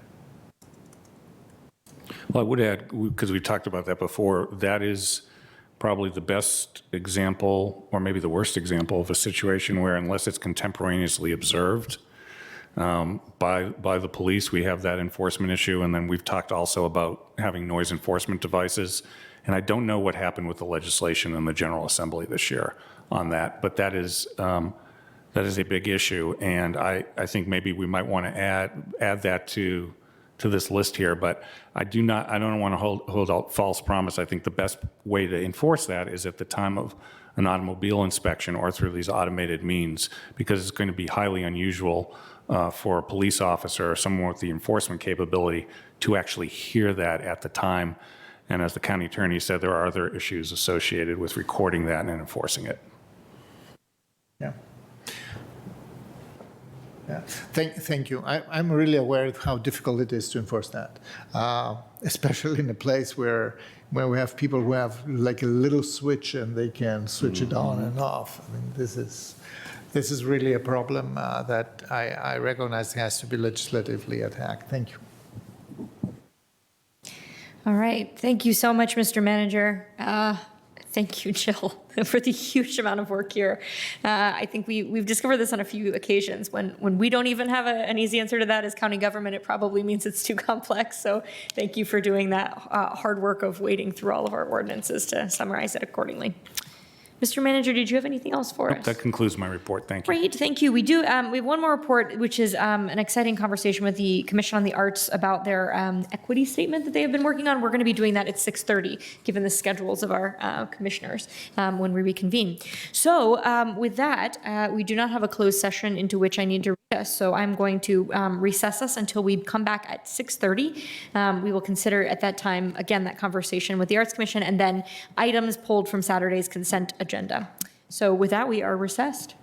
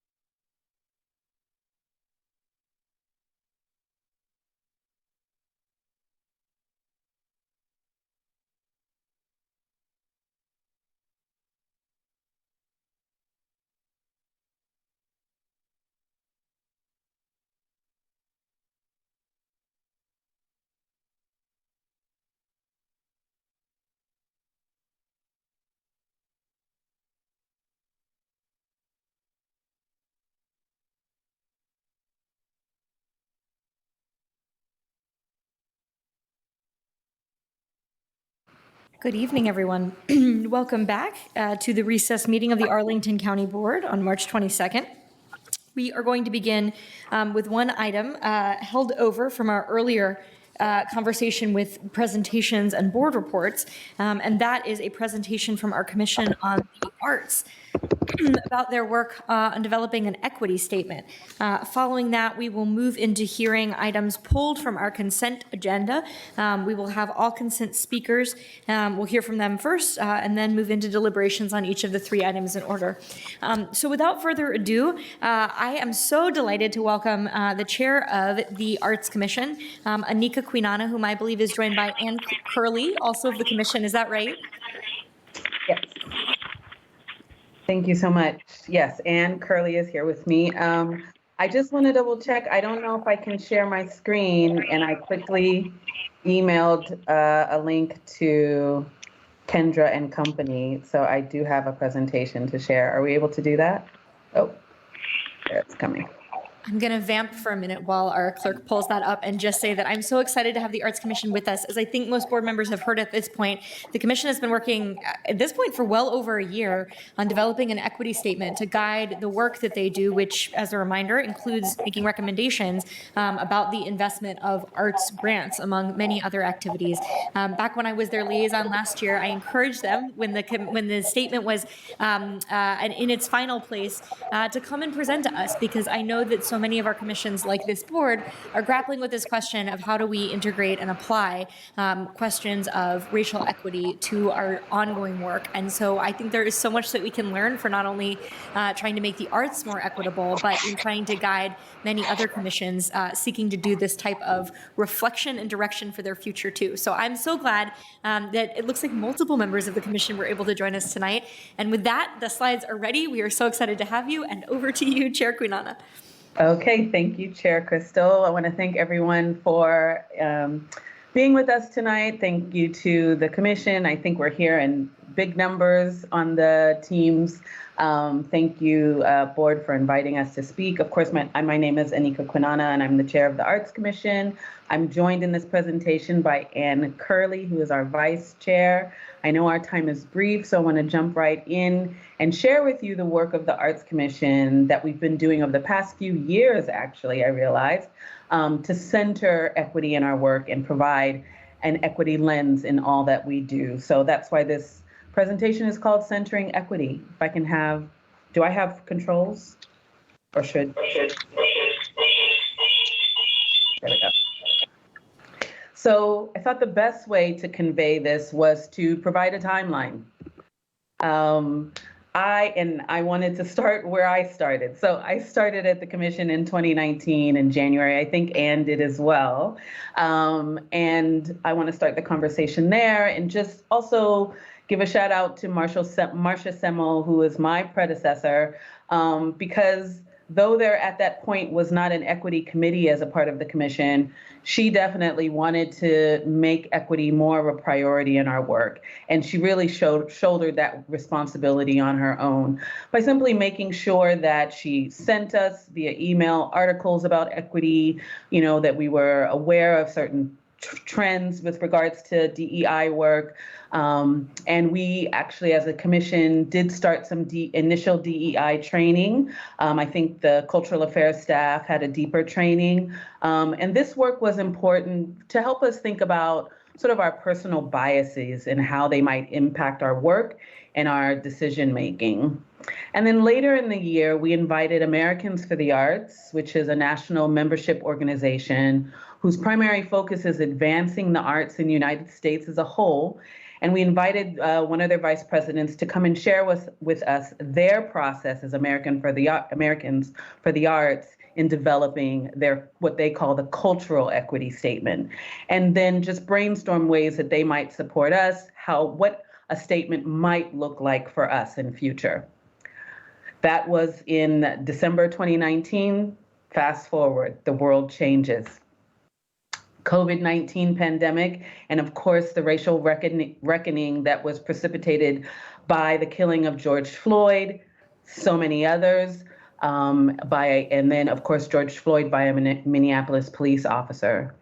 And so we witnessed, as an arts professional, witnessed the arts sector nationally really starting to take stock of its own role in perpetuating racism. Many created statements, many made pledges that they would work toward change. And so we became curious about what is the Arlington arts sector saying about racism? Is there an appetite for change? And so to this end, our engagement committee engaged in some research to find out what statements or actions were being made by Arlington arts organizations. And we found out that there were many that were not only making statements, but taking action and also in their own ways honoring the works of artists of color and how artists of color have advanced the art sector throughout Arlington and throughout the nation. And so this gave us confidence to consider the development of our own statement. And in doing so, we drew on that work of Americans for the Arts and other national bodies, as well as our own, at the time, the Equity Resolution of Arlington County. And from there, we established an equity committee in the fall of 2020. We also added equity questions to our grants program, and I'm going to give over to Anne to speak a little bit about that. Thanks, Anika. Yeah, so as part of creating the equity statement, we wanted to make sure we were really, doing what we set out to do. And since our biggest thing is the grants program, we wanted to add questions. Now, this, of course, happened during the pandemic, and our groups were just struggling to survive at that point and stay afloat and stay not fold.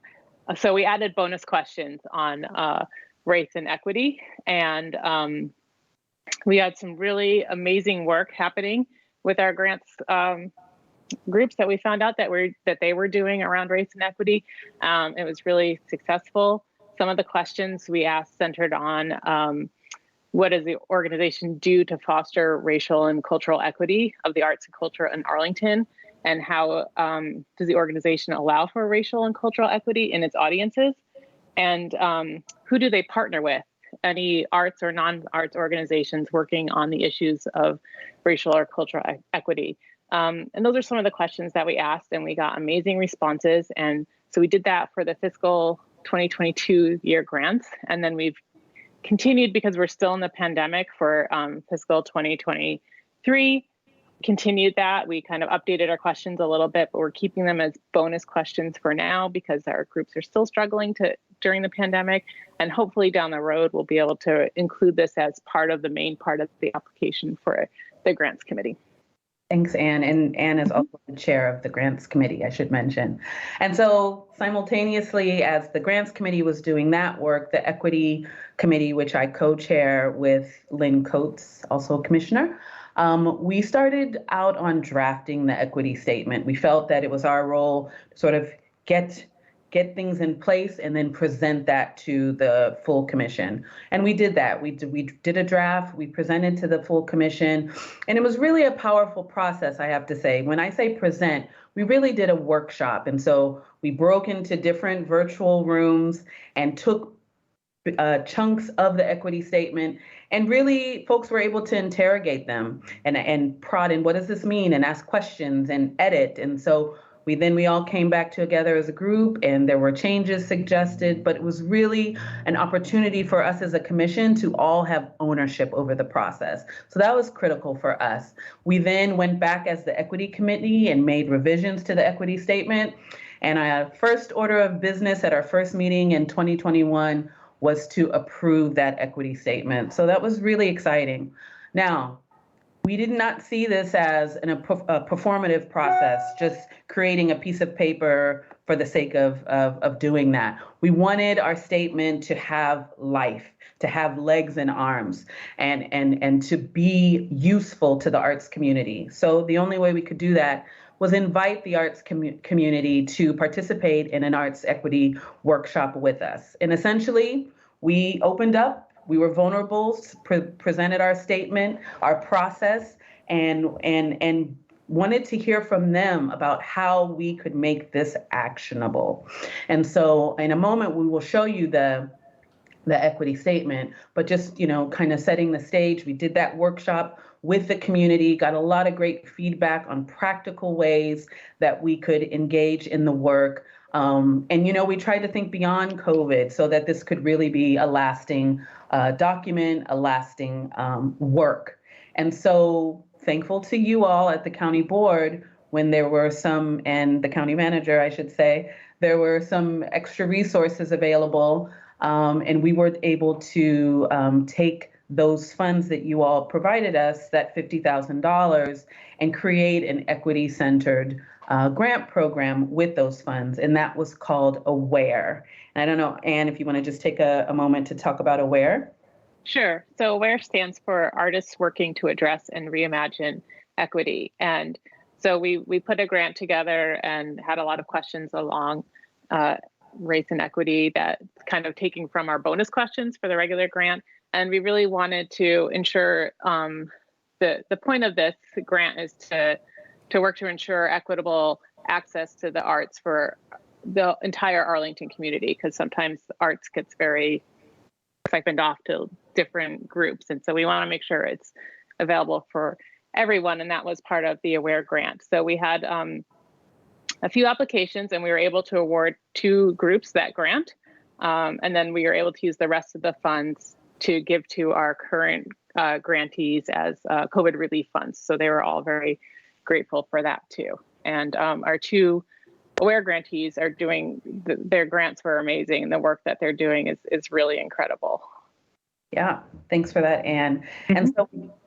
And so we continued with, I just want to give a nod to Cultural Affairs. Michelle Isabel Stark also applied for American Rescue Fund grant. We were awarded one of the few local jurisdictions to receive those funds. Very difficult to get.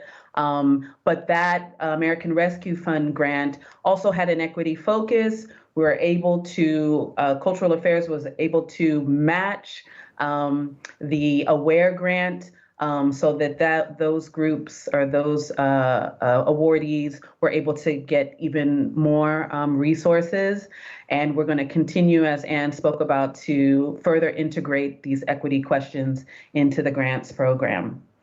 So now where are we? Here we are in 2022 and beyond, and equity is our priority. We hear the term applying an equity lens. What does that mean? It means that when you're having a conversation, it needs to be second nature to think about the implications and is this equitable? I love the equity resolution and the work that Samia Boyd is doing around who's missing and, asking those questions. Those all get at equity. And so we utilize that information as well. I do want to mention that we, recently as the equity committee started looking at the race dashboard that the county has. And we want to look at that and make some inferences about our own work and the implications on equitable access to the arts based on that data. And then we want to think about the intersections of arts, culture, and heritage. One of our commissioners, Felicia Bryce McPhail, who's from Green Valley, was sharing wonderful stories about heritage that, is in Green Valley. And I think I spoke to some of the county board a little bit about that last week. And so we want to make sure that information, that storytelling, that history of Arlington as it intersects with the arts, right, does not just disappear. So we want to think about what that might look like.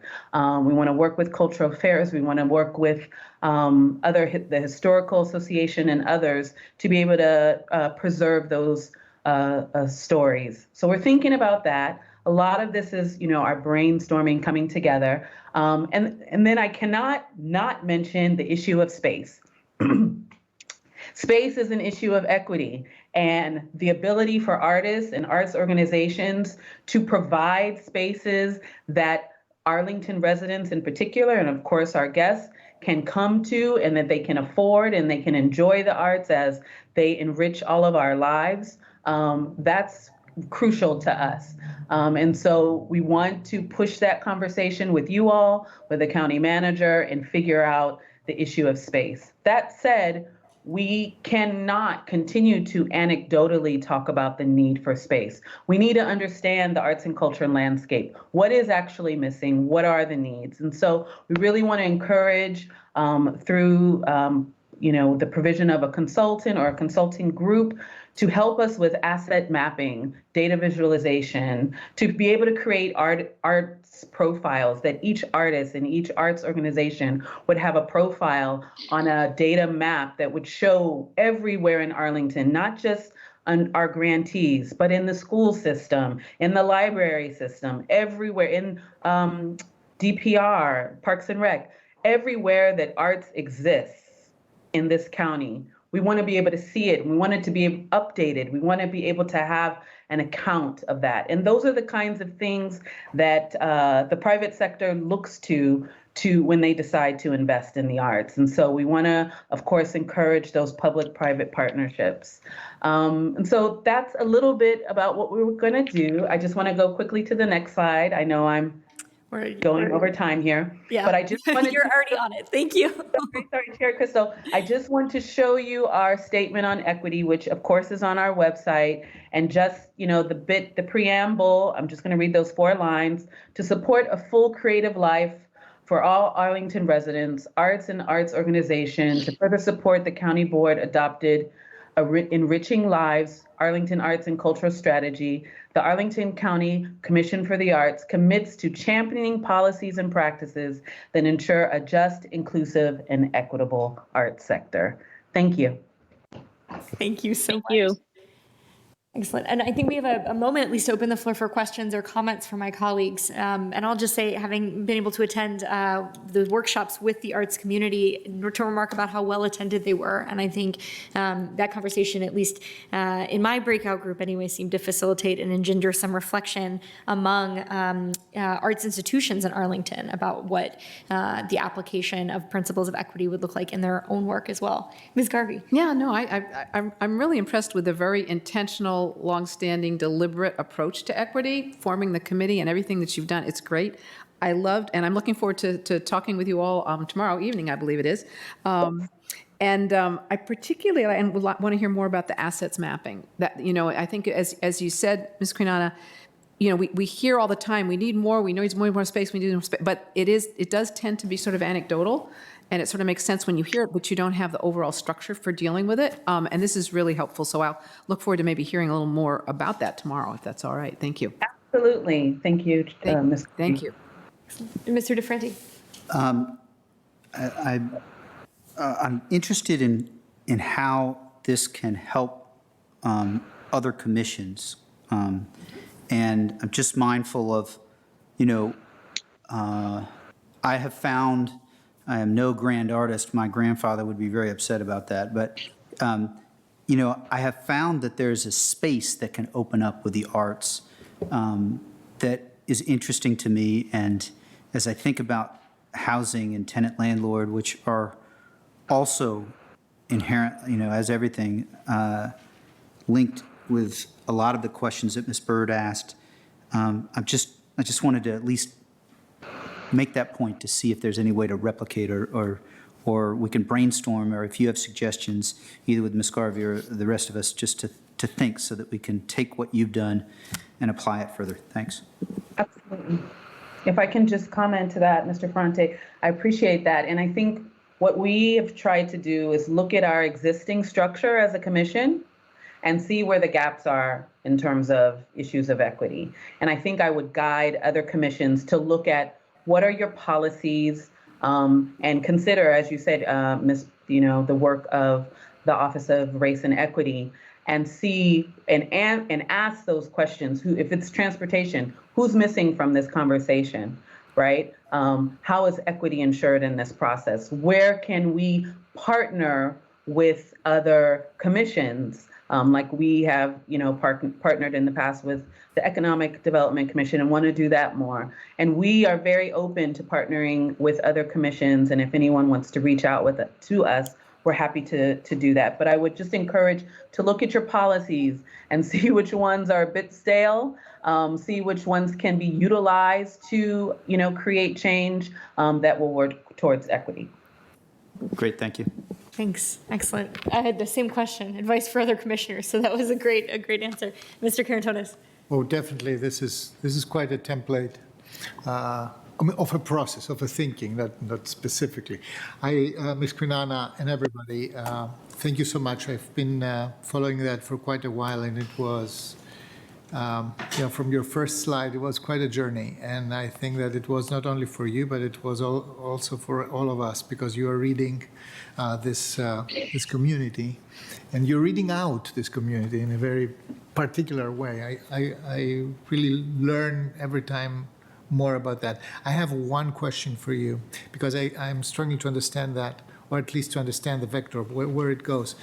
Under fueling field process in your statement, you say advocate for public and private sector partnerships that promote equity and drive social change. What is the thinking behind that? Yeah.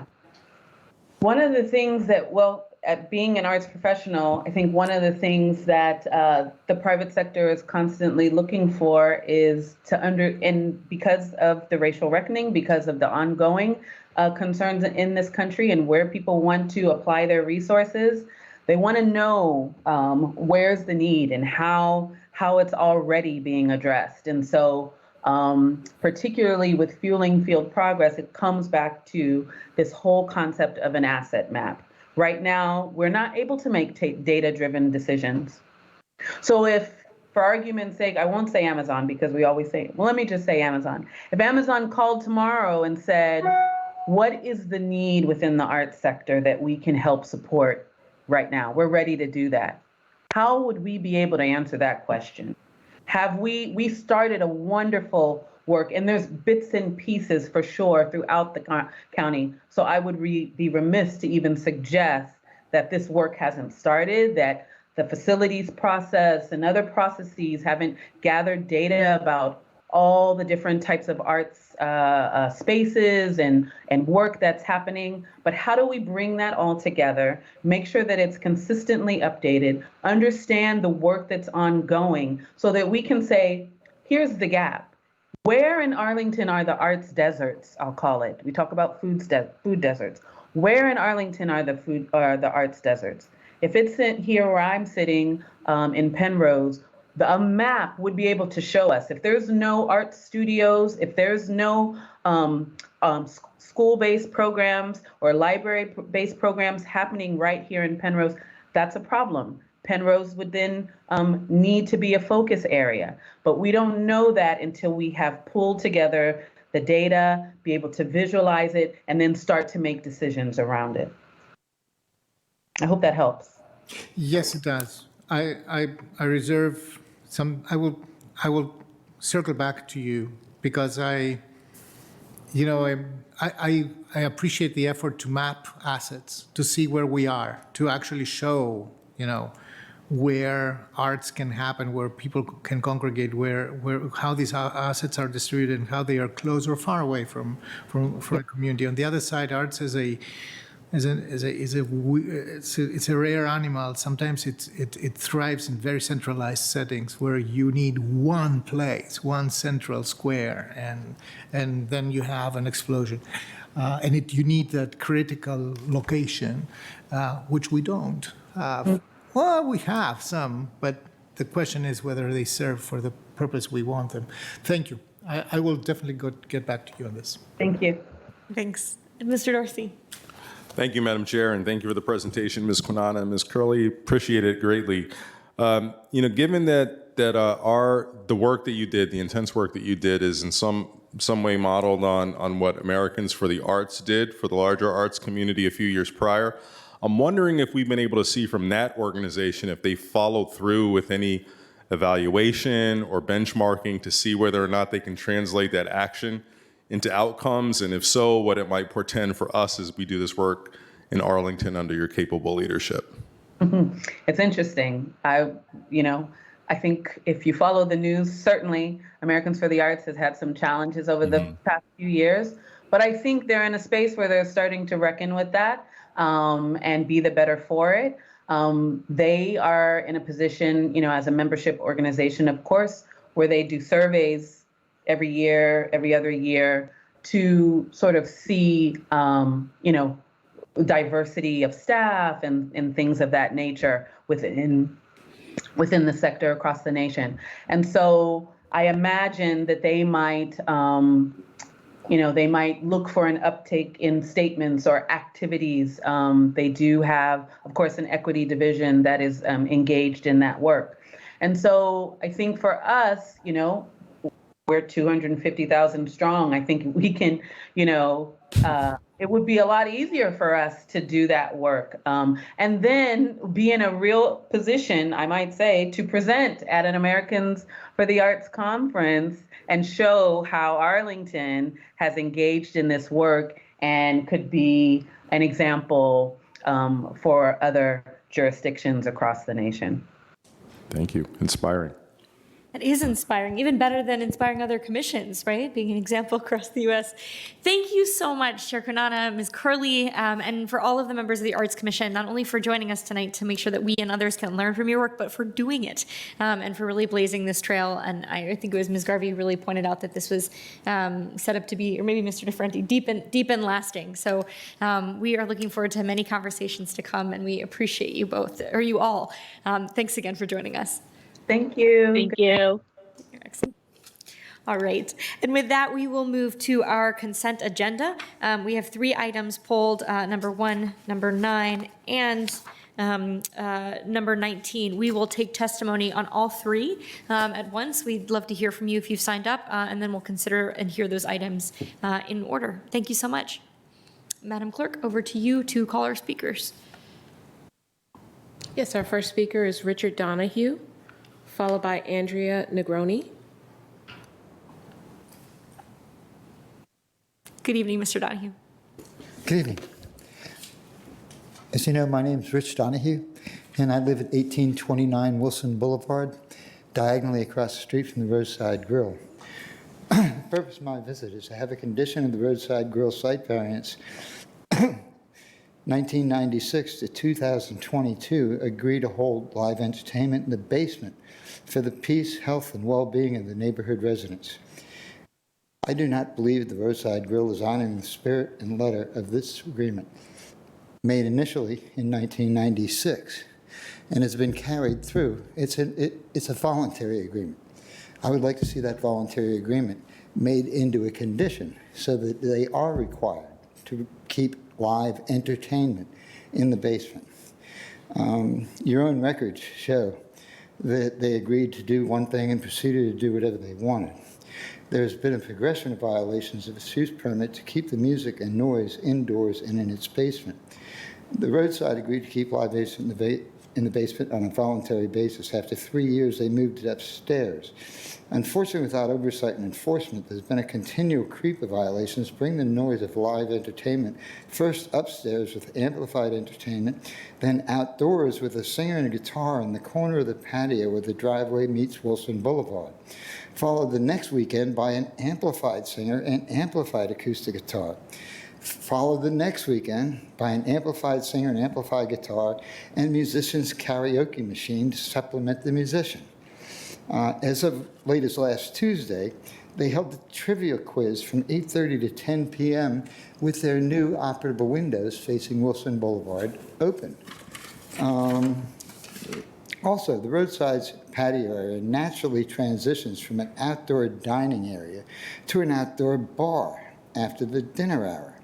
And an outdoor bar can be defined as live entertainment where patrons entertain each other. And that's very loud. There are several outdoor bars here in Arlington on Wilson Boulevard, but they're on 3rd and 4th floor roofs, 40 feet off of the street. This is directly across the street from where I live. Their sound system is also a problem. They routinely turn their sound system up at 2 a.m. when they close the restaurant, a combination to clear the patrons and to provide entertainment to the folks that are closing the place. And that lasts until 3 or 3:30. I'd like to see a condition that the sound system should not be heard off-site during hours in which they are not open. Now, in the police report, there were 45 incidents. there were 4 noise complaints that did not show up on your reports for last month's meeting regarding this. 2 problems with homeless.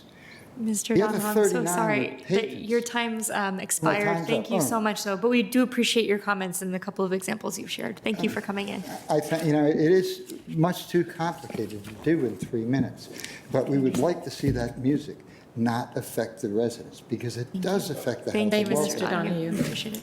Thank you. Our next speaker is Andrea Negroni, followed by Dana Small. Welcome, Ms. Negroni. Oh, I'm sorry. If you have materials, you can give them to our clerk right there, and she'll distribute them. That would be great. That's fine. She can pass it down. We'll see. And forgive me, I should have given everybody a little spiel at the beginning. If you have materials, you're welcome to give them to our clerk. But that's a photo. I just wanted to share a photo. Great. Thank you, Mr. Gurney. And we'll have ways to get in touch with you as well and follow up. Thank you. Welcome. I'm going to speed talk. My name is Andrea Negroni, and I completely agree with this gentleman who spoke before that 3 minutes is too short. I live 2 blocks from 2854 Wilson Boulevard. I've lived 21 years in Lyon Village. I love music. I love dancing. I love Arlington. But during the time I've lived here, Clarendon has become dirtier, noisier, and more dangerous and congested because of increased retail and restaurant activity. I think that the county staff has ignored available data on harm from alcohol in Clarendon bars and restaurants in its proposed approval of the permit for late-night music and dancing. And I focus on these statements by the county staff. Staff does not expect proposed uses to adversely impact the neighborhood. That photo will show one of the adverse impacts, and staff has not identified any issues with the entertainment and dancing requests. Both of these statements are unreasonably conclusory, considering reports of the Arlington Police Department and other policing experts. Despite the data on public welfare effects of Clarendon restaurants, county staff promotes its rosy expectations. Either the staff was not aware of these facts or ignored them. Neither is acceptable. In evaluating the permit, the county should have examined police contacts with bar patrons in Clarendon, calls to police from restaurants, and previous disturbances at this location and nearby restaurants. Police calls and other interactions between restaurant and bar patrons and police have been rising sharply. Where is the evidence this won't continue with yet another restaurant on Wilson Boulevard? In 2019, the Arlington Police Department submitted a study on reducing alcohol-related harm for a national policing award. This study focused on problems in Clarendon specifically, and Arlington's Restaurant Initiative, which is a voluntary program designed to promote training of employees. The factual statements that I'm going to say right now come directly from that report. They are not from me. Clarendon has more than 500,000 visitors a year on Friday and Saturday nights between 9 p.m. and 3 a.m. That is more than twice the population of Arlington. The police department estimates that up to 6,000 people can be on Wilson and Clarendon Boulevards on Friday and Saturday nights. The report says that overcrowding increases the risk of aggression and decreases pedestrian safety. In a 6-month period in 2016, aggression resulted in 90 fights, 76 disorderly conduct events, and 24 assaults. Another statement from the same report. Aggression in nightlife settings is associated with high noise level. The most common hotspots for aggression are dance floors and crowded interior areas. This permit would permit a dance floor and a crowded interior area. I think that what's necessary here is for the county to compare the negative effects on the citizens, which include everything from drunk in public to urinating in public to trash in the street to rodents in the trash, with the benefits to the entrepreneur who would like to have yet another restaurant. And I firmly believe that the weighing of the equities and the facts, including police data, would make it demonstrably clear that public welfare is far outweighs the benefit to the restaurateur. Thank you very much. Thank you, Mr. Green. Our next speaker is Dana Small, followed by Julia Toure. Good evening. So I prepared a 5-minute speech, so I'm I'm not really that prepared to speak short, but just to see the location, because the staff report did not show the location. This is where they're proposing having the band. There's a large parking garage wall, 3 stories, that directs sound right into the neighborhood. As you can see, it's really just nestled right in a neighborhood of family homes.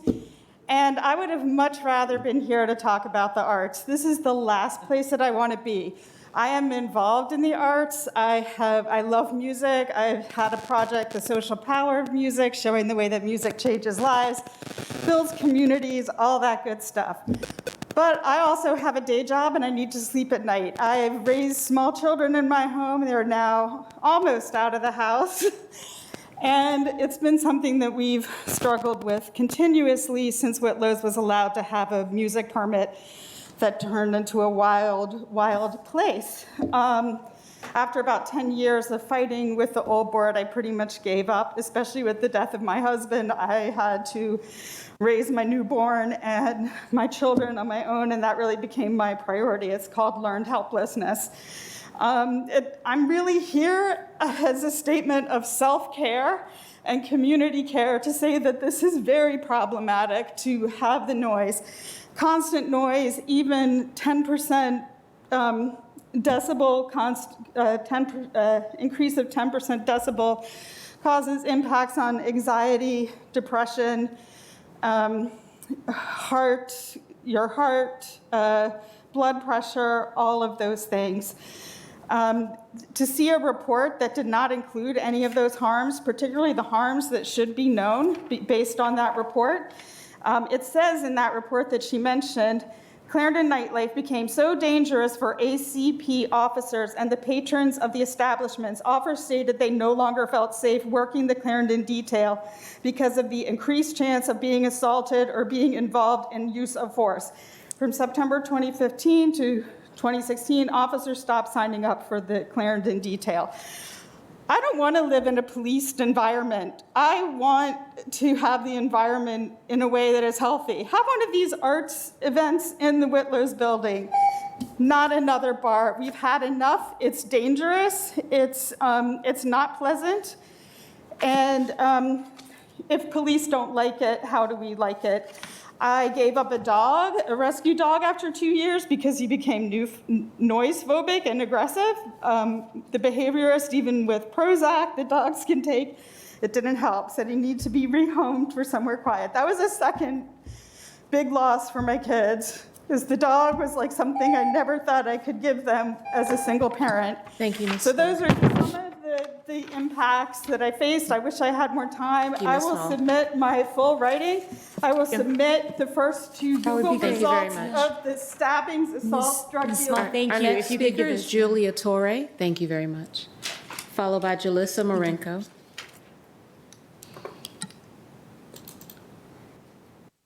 Julia Torre.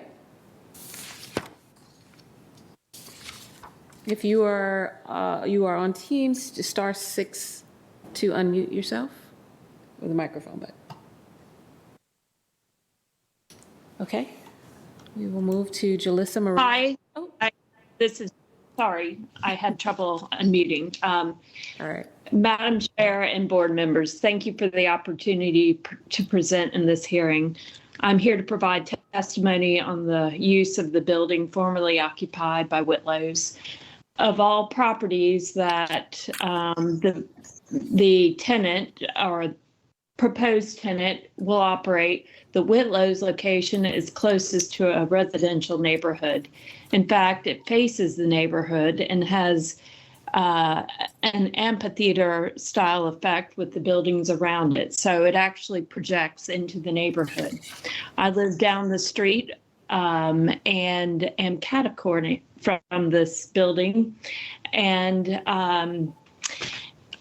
in the night, when the music is thrumming on the rooftop, my floors are vibrating from the bass.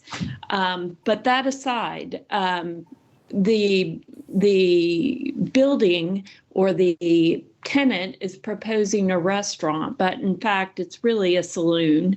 And I will tell you, and you can look at different police reports, the amount of drunkenness, public drunkenness, even during daytime hours, during the weekends, is astonishing, with people going into fenced yards to have romantic liaisons, to people losing their clothes in the middle of the night, and all kinds of things left there for residents to pick up in the morning. It's incredibly disruptive. I would like to see a restaurant with no loud music or music that is conducted at reasonable decibels. And I would also like to see people monitoring the behavior of the people who frequent their establishment, because if they overserve them, they are liable for what they do. So this concludes my statement. Thank you for your time. Thank you very much. Our next speaker is Jalissa Marenko. Hi, good evening. My name is Jalissa Marenko. I live at 2900 Franklin Road. I echo the sentiment of the prior speakers with regards to the Be Live venue. I'd like to actually share with you just a little bit about my background because I think it's important to this conversation. Like all the speakers, I am all for music, I am all for culture, I am all for arts. I've lived in and or worked in Arlington for the last 20 years. Most recently, I live in Lion Village. My husband and I are of Hispanic descent. We grew up in the inner city, in major cities in the South Bronx, as well as in Hudson County, New Jersey. I bring this up because our upbringing is one of being very much centered around busy streets, bars, restaurants, urban dwellings, at the same time while having suburban neighborhoods. This is what we've grown up with, and we feel extremely privileged to be able to find a neighborhood like Lion Village in our adult life to be able to live in just the same. However, this example of putting this music venue in its current location and the way that it is proposed is an example to me of Arlington trying to be a big city without having the pillars necessary to be a big city, such as police code enforcement with regards to the music sounds, with regards to the decibel sounds, such as enforcement that our neighborhoods are really handed to deal with the disruption that occurs on any given night. For the staff to indicate that they feel that this does not in any way, shape, or form propose use to adversely impact this neighborhood is incorrect. I invite the staff to come to Lion Village on a Friday evening, on a Saturday evening to see some of the sentiments that my neighbors have expressed earlier in this conversation.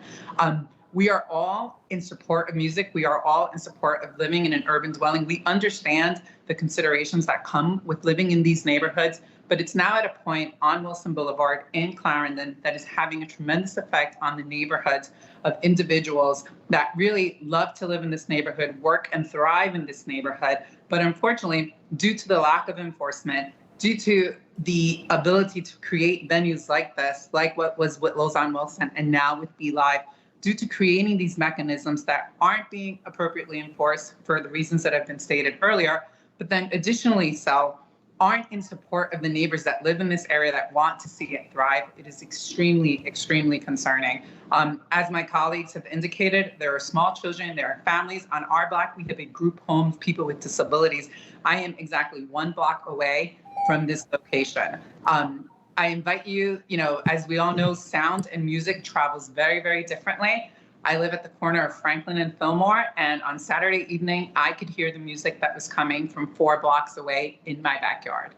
This is not reasonable. I genuinely ask the county to please, I respect that they reconsider this proposal as is to ensure the safety and the comfortness of this community. Thank you so much for your time. Thank you, Ms. Marenko. Madam Clerk, is that our final speaker? Yes, it is. Thank you very much.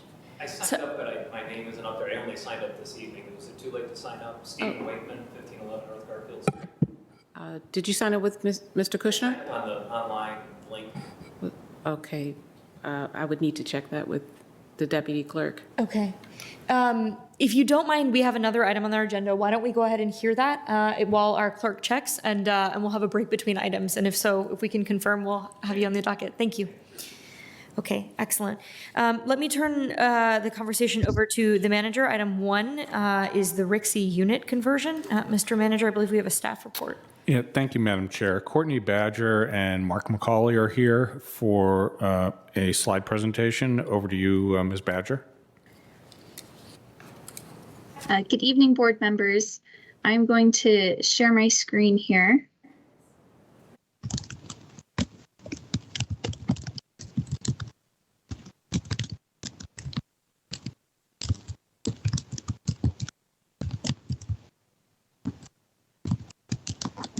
Okay. So I'm Courtney Badger with the Planning Division, and tonight I'll be providing a staff overview of the Marymount University proposal for a hotel conversion. This item is a site plan amendment for the permanent conversion of up to 133 units from residential to hotel use at the Rixey Building, with a modification to the hotel parking requirements. The site is located within the Ballston Metro Station area on the northwest corner of Glebe Road and Fairfax Drive, and is within site plan number 64. The hotel use is proposed to take place in the Rixey Residential Building, which is the building outlined in white on the left image and shown in street view on the right. The Rixey Building is a residential building with ground floor retail, and the building is owned by Marymount University and is currently used for Marymount student housing, particularly graduate students. It's one thing to note is it is not currently available for rental to the general public. I'm sorry. The site is located within site plan number 64, which was approved by the county board in 1967. And at the time of the approval, it included the well-known Blue Goose building that was home to Marymount's Ballston campus. In 2014, the county board approved a site plan amendment to redevelop the Blue Goose site with 2 new buildings, an office building for Marymount's classes and offices, and a residential building, the Rixey Building. The Rixey was owned and managed by the Shushan Company, and the residential building at the time it opened was a conventional multifamily building. In 2019, Marymount bought the residential building from the Shushan Company and operates it to this day as student residential housing.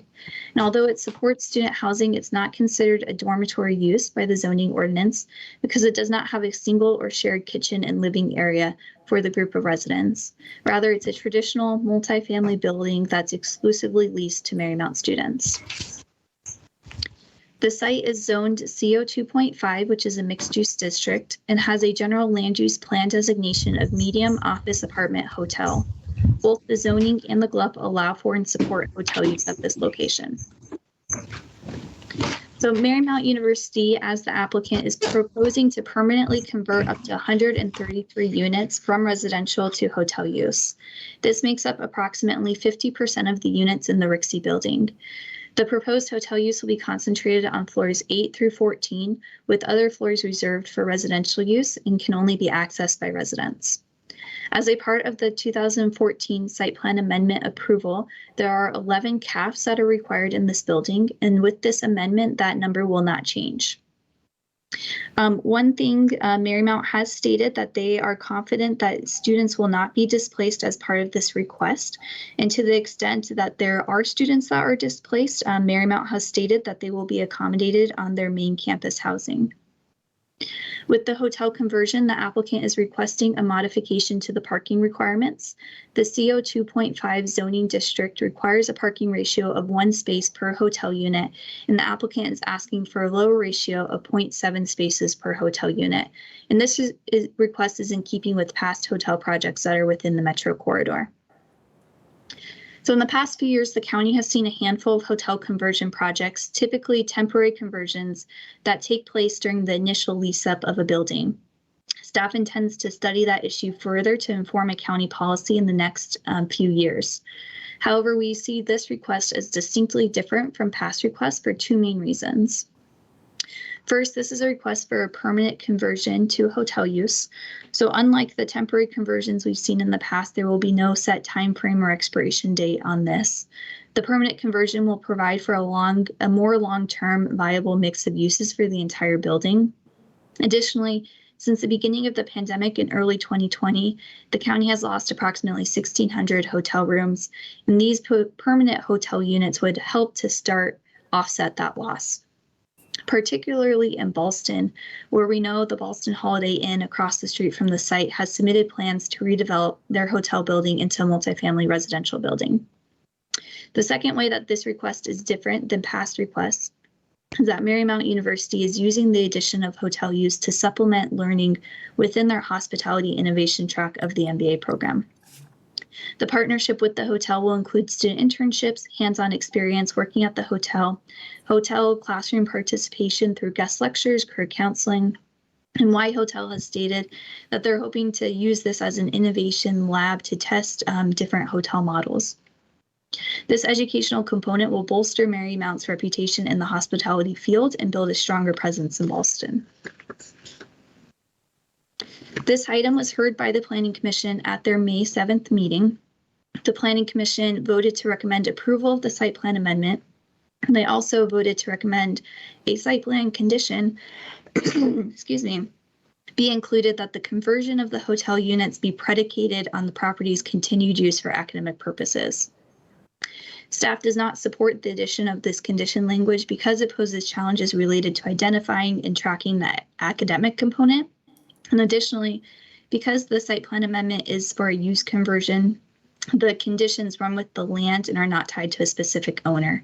So adding a reversionary clause that required a change back to residential use if ownership is changed poses enforcement problems because we do not track ownership and would not necessarily know if the building owner had changed or if they have an academic relationship with the hotel.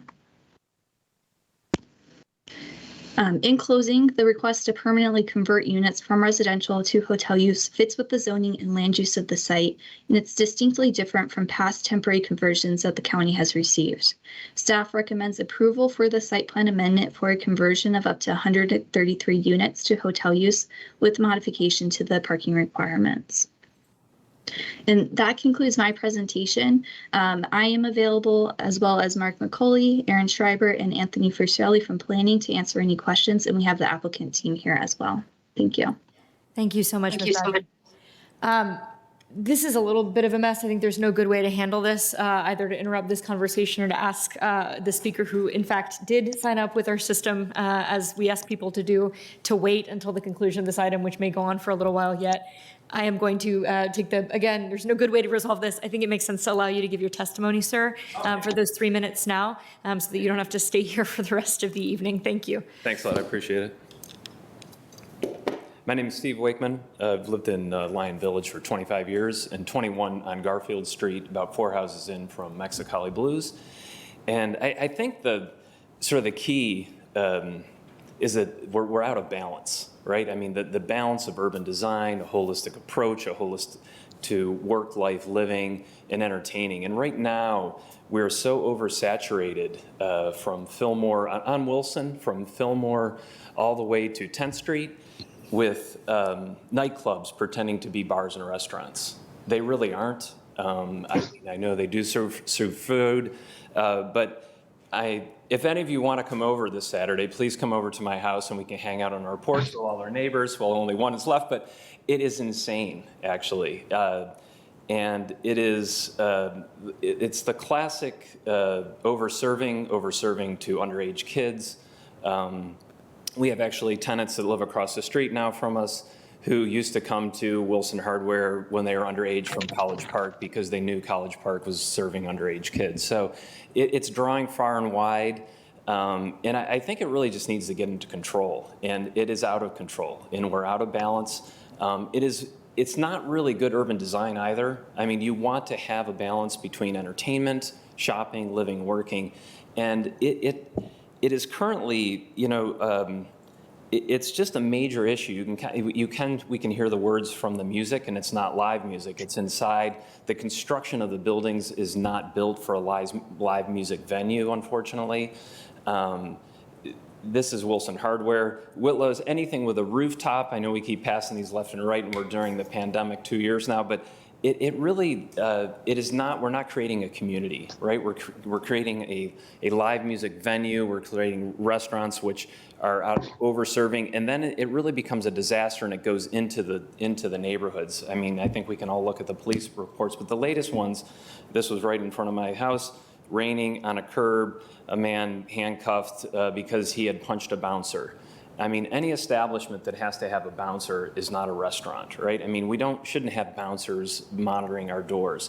The last one, which was about a year ago, 4 doors down, a young woman who was half naked got thrown out of a car, and my neighbor went out, put a coat on her, and figured out how to get her home. This is not who we should be proud of, right? And to say that, what time is that? I'm 30 more seconds, yeah. Yeah, it just needs to get under control. It needs to be planned. And it's really just a free-for-all out there. I've talked with police, you know, they come out and we talk about it, and they're like, yeah, I wouldn't live here either.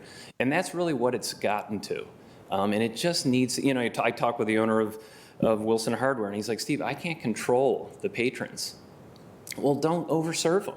You know, I mean, it's so simple. Thank you. Okay, Thank thanks a you. lot. Thanks for coming in, and thanks for your patience with the mix-up. Oh, no problem. Great. Okay, so. I end up late, so have a good evening. All right, we'll return to our conversation on the RICSI. Appreciate that testimony, and we'll carry it with us as we move through our items tonight. Okay, so with that, thank you too to the patience of the applicant. I believe Mr. Pritchard is here along with your team from Y Hotel as well as Marymount. So Mr. Pritchard, I don't know if you want to begin, or Mr. Fuden or Mr. Hart, whomever would like to kick us off. Thanks, Chair Crystal, and good evening, board members. I'll be brief before I hand it over to Barry Hart from Marymount and Jason Fuden from Y Hotel. You know, we appreciate some of the concerns that have been raised, but we want to spend tonight to tell you about why we're excited about this project and sort of the genesis for it. You know, it's an exciting opportunity. I think Ms. Badger laid out well. You know, the general points of the application. The intent here is not to displace anybody or you know, make any kind of noticeable impact on housing in the community. This is really about an opportunity to innovate, train future leaders in the hospitality space, and it wasn't accidental that these two came together on this project. But I'll steal no more of Mr. Hart's thunder, and he can give you a little additional background about how you know, they made this decision to join with Y Hotel. Thanks. Thank you. Thanks. I'm not sure I'm going to call it thunder, but I would like to first just go back and thank Courtney for a very clear presentation. I want to underscore just one thing. When the building was purchased, tax-exempt bonds were used that very clearly delineate what the building can and cannot be used for. So it's principally for student residences, and after that for educational purposes. The building has lost millions of dollars each year. So we are extremely excited to find a way to use this asset in a way that will grow young entrepreneurs who want to do innovative things in hospitality. It's not the sort of traditional approach to hospitality management. It's much more focused on technology, innovation, analytics, trying to figure out the models that will work with today's, you know, people who travel. So we partnered with Y, now Placemaker, specifically because they are a technology company first that really focuses on how that technology can change the hospitality experience. Our dean of the business school is extremely excited. One, he had Jason Fuden, the CEO, as a student. And now we get to take that full circle and really sort of build on something that will, we think, change how hospitality works, change how American hospitality works, since it's based in the, you know, the greater DMV area. And it will certainly change how Marymount works with the community in the Boston area. So, Jason, I don't know if you would like to pick up and talk about sort of the exciting things that we've got worked out with Dean Alderman.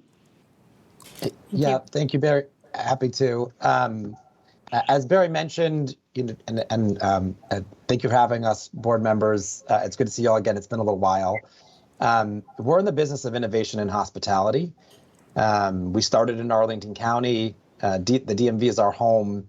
And when Marymount approached us with the opportunity to advance education, work with a university that's particularly focused on underserved students, we thought that was exciting. You know, a lot of places in America in hospitality generally have a hotel tied to their use. I think most famously is Cornell.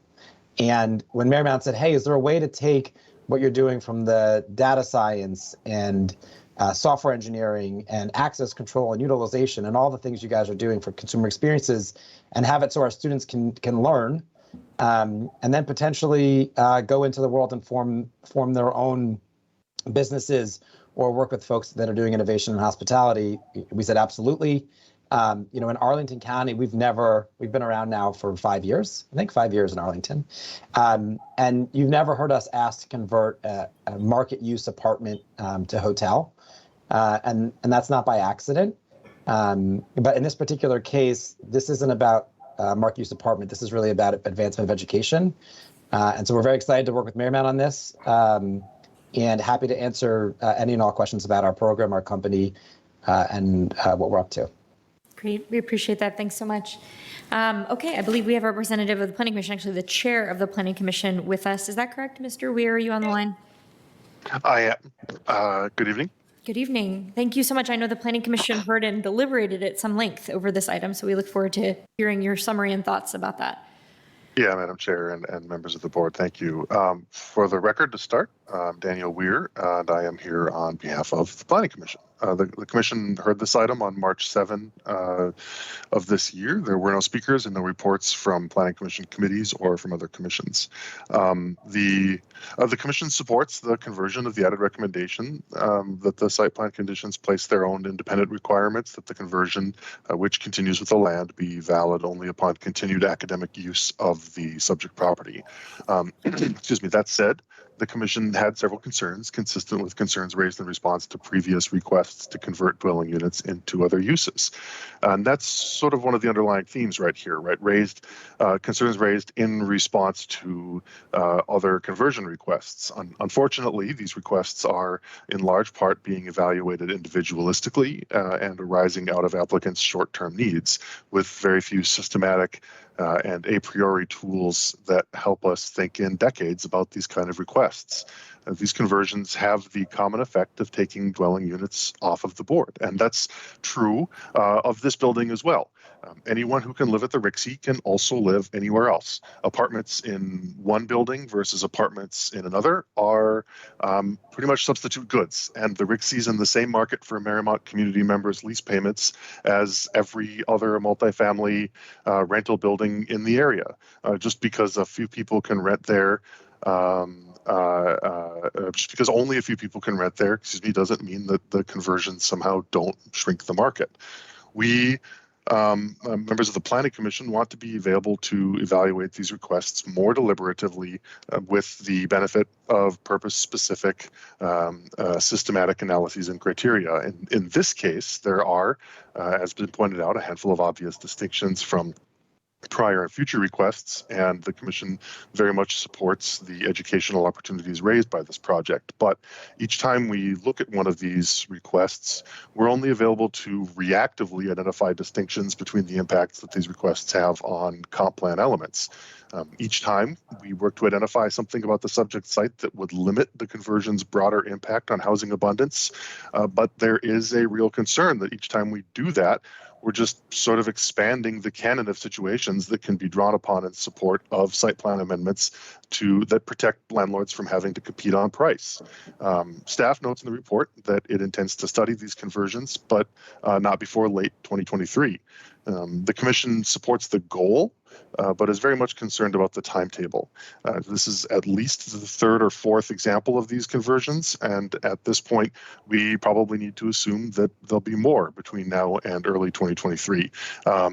One last item. This wasn't part of the Commission's recommendations for this project, but I will reiterate that the Commission has supported both the work plan and has supported accelerating the timetable for this component of the work plan, and would encourage the board to continue to find opportunities and resources to enable the planning staff and CPHD to move this part of the work plan forward. So with that, that's my report. I will remain available for any questions. Thank you. Thank you so much, Chair Weir. We appreciate your coming in tonight, and the ongoing deliberations the Planning Commission has been engaged in, as have we, as a number of these, as you mentioned, do come forward. I will open the floor for questions. I have a number myself, Mr. DeFerranti, and I'll note as well, we've got, as was mentioned, Mr. Fusarelli, the Director of Planning, as well as Ms. Badger. For me, anyway, most of my questions are of a much broader nature than this individual project, so we may best direct them to him. But Mr. DeFerranti, if you'd like to start us. Page 9 of the staff report, I don't know whether this is for Ms. Badger or Mr. Fucirelli or Mr. McCauley.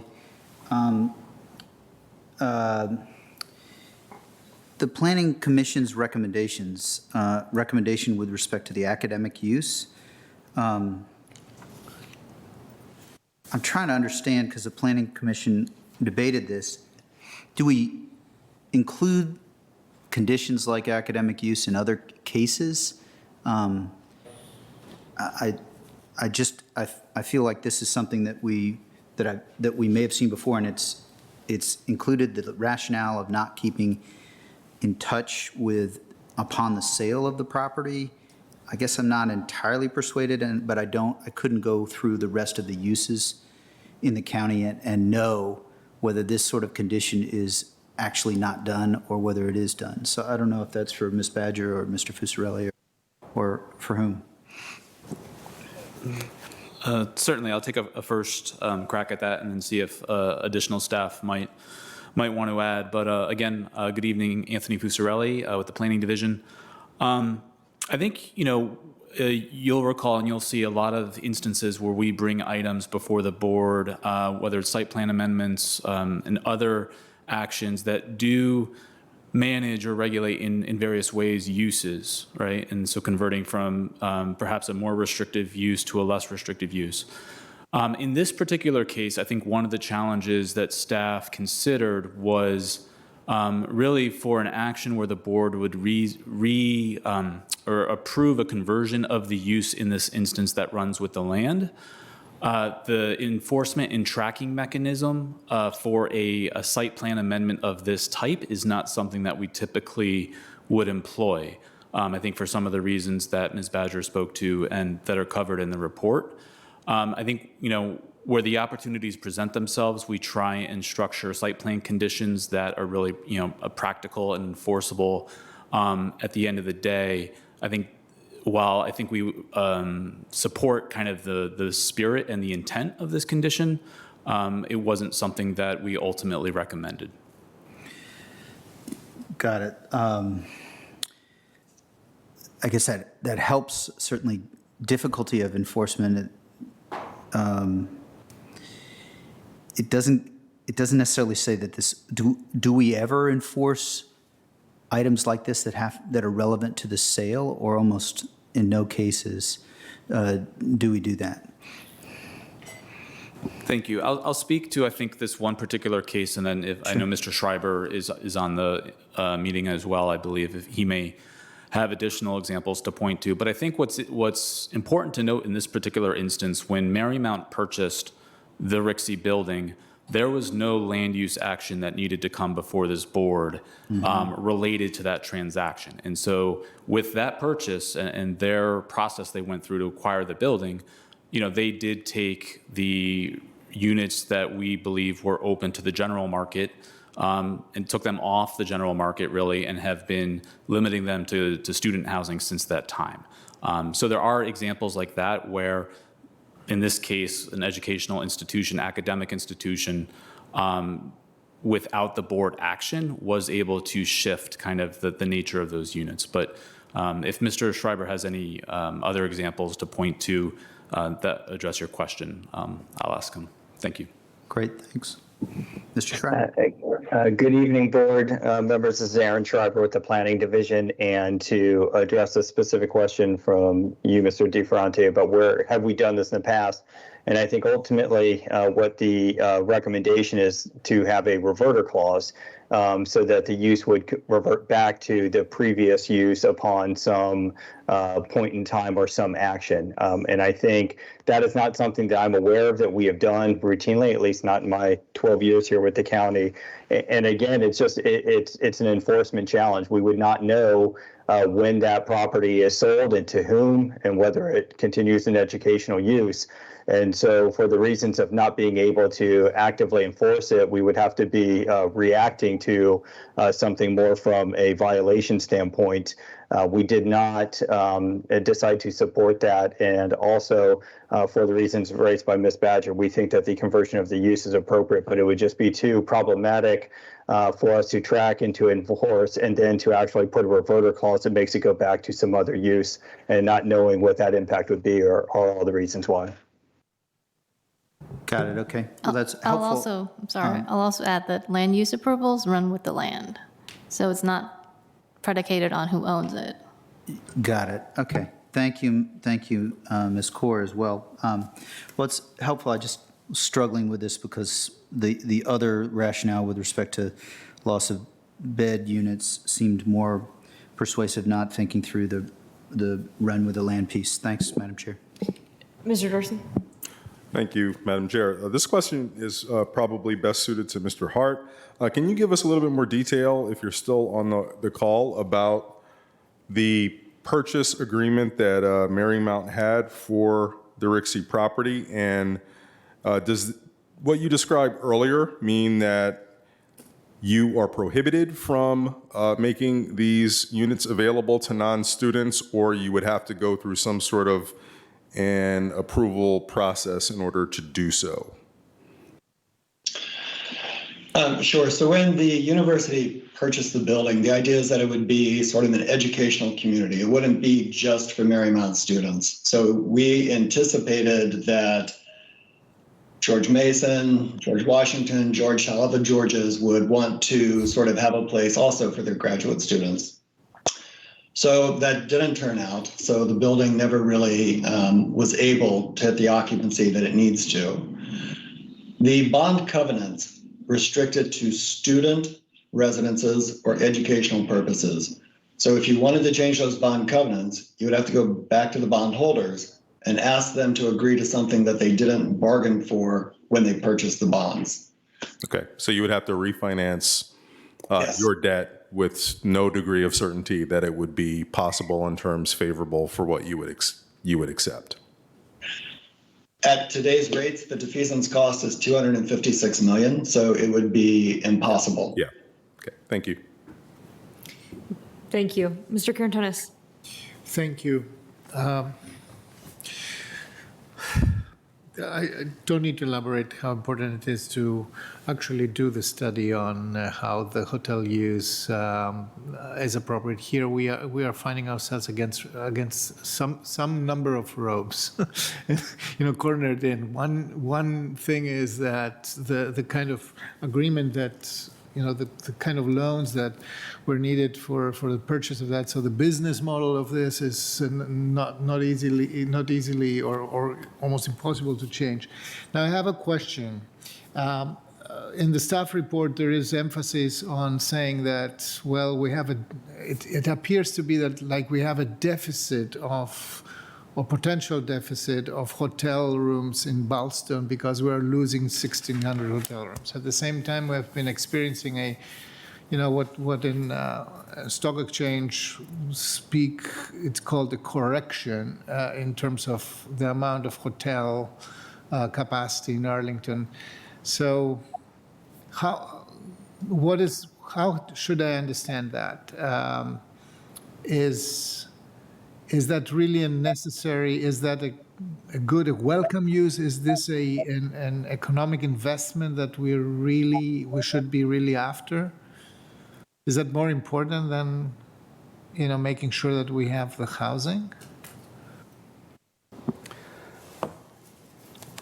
So thank you, Mr. Karantonis. I will point out, and then I'll ask if our colleague Mark McCauley is on the call and wants to speak to it from an economic development perspective. But I will point out that one of the things that planning staff considered in the evaluation was, in terms of the general land use plan and the zoning itself, when measured against those current conditions, hotel use is a use that's supported at this site. Obviously, the history of the entitlement here, was for something different. But if a hotel building had originally been proposed for this property, we would find consistency in terms of the existing planning guidance that's in place. But Mr. McCauley may want to speak to it, I think, more to the other aspects of your question. Yes, thank you, Anthony, Mr. Cantonis, Board Member Cantonis. I do think that the the issue at hand is, no one really knows how quickly the hotel market will recover, but we do expect it to recover, and we do expect to need hotel rooms in the future. The loss of hotel rooms is a real challenge, as is the development of new hotel rooms. And if you look at the past 15 years in Arlington, the ability to build new hotel units has been dwarfed by the ability to build new housing units, given the economics. And so the challenge is that if you lose hotel inventory or don't continue to add to it, it's very hard to react to the need for those. And hotels do support a number of things in our community. Obviously, the businesses that work here, residents who live in high-rise buildings that have friends and visitors coming in, family coming in, and they do support a lot of spending in the community. So we are concerned about the loss of inventory and the inability to quickly recapture that inventory through new redevelopment. If I could follow up on that,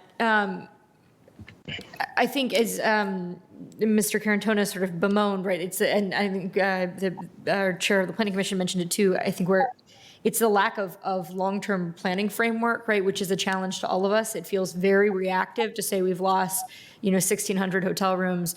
You can take that to sort of its ad absurdum argument, and we could say on either side, if we were talking about converting vacant office space to meet the need for hotel rooms, absolutely.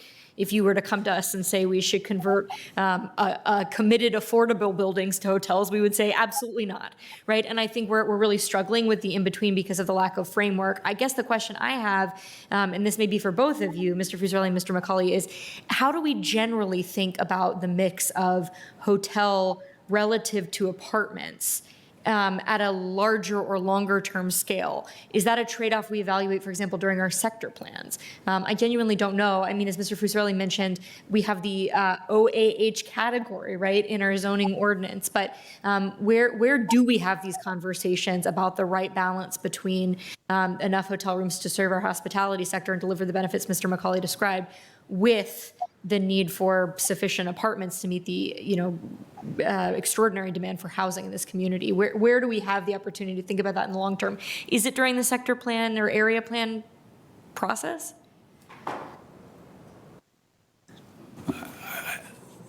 With respect to that specific question, from my recollection, I know that over time in our various sector planning efforts for many of our metro station areas, there have been certain uses we want to incentivize over others, right? Clarendon's an example. We're over time wanting to shift the balance and concentrate more residential. Crystal City with the 2010 plan. I am not recalling from top of mind any instances where we've actually, from a sector planning perspective, made sort of a concerted effort to incentivize hotel. I think we've often, and there may be others in the meeting who do recall specific examples.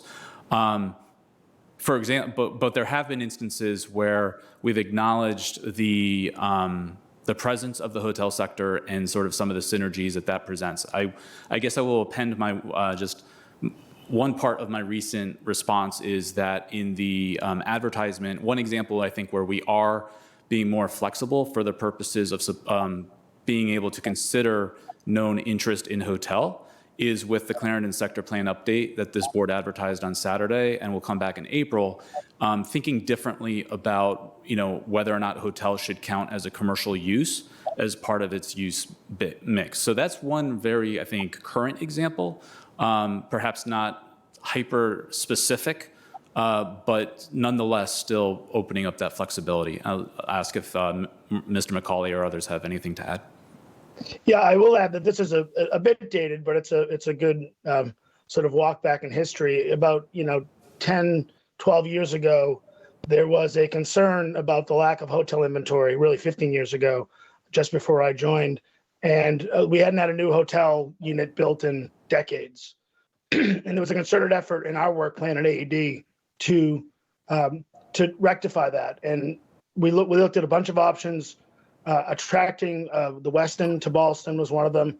The public-private partnership in Courthouse with the Residence Inn, the attraction of Kimpton Hotels to Roslyn, we really worked hard with our developers to sort of find spots to put hotels, because one of the biggest complaints we got from our businesses was there wasn't enough Class A hotel space in Arlington. So it can turn into a real challenge. The challenge, as I said before, the challenge that then becomes how quickly you can fix it becomes a multi-year process, if not more, of trying to then reattract hotels into a market, and in a particular marketplace where a broader marketplace where hotel development is going to be constrained by, financing. There's still going to be a lot of, I think, hangover effect from the pandemic about new hotel financing. So we certainly want to continue to be part of the conversation. I think the discussion that everyone's having, I think, is certainly worthy of an in-depth study of that. So I can't tell you I know the answer, but I think it's worthy of the in-depth study. Okay. I appreciate that. And I'll note too, in terms of studies, that we do have an outstanding request to the planning staff, which I know Mr. Frisarelli is working on, a question we've asked in context of the budget, which is if we were to allocate funding for consulting resources, can that expedite the type of study about these conversions? I'll say for my part, and then I'll look to Mr. Dorsey for a motion here. I think backed into a corner is not a bad way to describe it, or back on the ropes. The circumstances of this particular opportunity are such that I understand the ask and I am inclined to support it. One of the reasons I think that it is so important for us to have this conversation is that to have left it on the consent agenda would mean that the staff report is written as the last word. And I will express, speaking at least for myself, some real discomfort with the sort of assumptions or ideas that are expressed in the staff report. The multiple citation of the loss of 1,600 hotel rooms as a justification to convert. And really this is important, convert existing housing. This is not talking about newly delivered during initial lease up, right, which is the circumstances under which we first met Y Hotel, for example, and under which we started to entertain these. It's about the conversion of existing housing. And as we've talked about here today, I think that I am not minimizing the impact that the loss of 1,600 hotel units is going to have on our economy and our community in Arlington. I think, as Mr. McCauley has expressed, it's a real concern and it's one that we ought to be attuned to. But to sacrifice a resource that is perhaps even more needed in this community, which is housing, makes me really uncomfortable. And so I come to this ultimately with some concern or resignation or recognition that the idiosyncrasies of the specific circumstances are enough for me to make an exception, not with enthusiasm, which, not to mischaracterize the staff report, but feels to me anyway could be read here. We know that there are other property owners who are interested in being, not to put too fine a point on it, but I appreciated how Mr. Weir characterized it, perhaps insulated from price pressures, to come forward with, motivated by such, to come forward with proposals for more conversions. And I would like to yet again express my lack of interest in seeing more of those. And I'll make just one final point, which is, I think sometimes this concept of the impact of an individual building being taken off the market or some subset of units being taken off the market and that's overall effect on affordability seems absurd. I recently have been talking to folks at the Chamber and NIAP, and that sort of seems unreasonable to them. There has been an analysis done out of Syracuse University looking at the American Housing Survey that indicates, right, this is the concept of filtering, that as as housing ages, it becomes more affordable, that suggests that is happening generally and probably higher for rental units at a rate of 2% a year. And so for a 5-year-old building, which is what we've got in the RICSI, right, that means that it is affordable to somebody at 10% less of AMI than when it was built. And so you start looking at that at 15 or 20%, at 15 or 20 years, and this starts to become housing stock that we approved potentially as luxury that is now maybe within what we consider a policy area for us, which is workforce housing at 80% AMI. This is a very real concern, I think, for all of us and needs to be. And so, again, the specific circumstances of this proposal are such that I can navigate my way towards being comfortable with this vote, but I really want to try to put a marker down that, speaking at least for me, I am very uninterested in entertaining more of these conversion proposals until we have, at a bare minimum, some policy analysis to guide us. So thank you for letting me filibuster on that for a moment. I will turn to Mr. Dorsey for a motion. Well, despite all that you just said, I'll move that the county board approve Site Plan 64 to allow the conversion of up to 133 units from residential use to hotel use at the Rixey Building with a modification for the parking requirements and subject to all previously approved conditions, along with amended conditions numbers 37 and 47 and a new condition number 68. Second. Thanks so much. Mr. Dorsey, did you want to speak to your motion?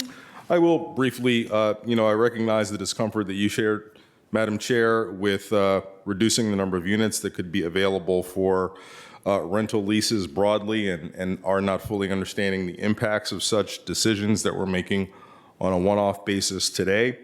The cases that we have explored in Arlington have been, exceptions, the unicorns, the idiosyncratic ones, as you described, either in some cases, units that were never were utilized for rental lease purposes. They were utilized for other kind of rental arrangements.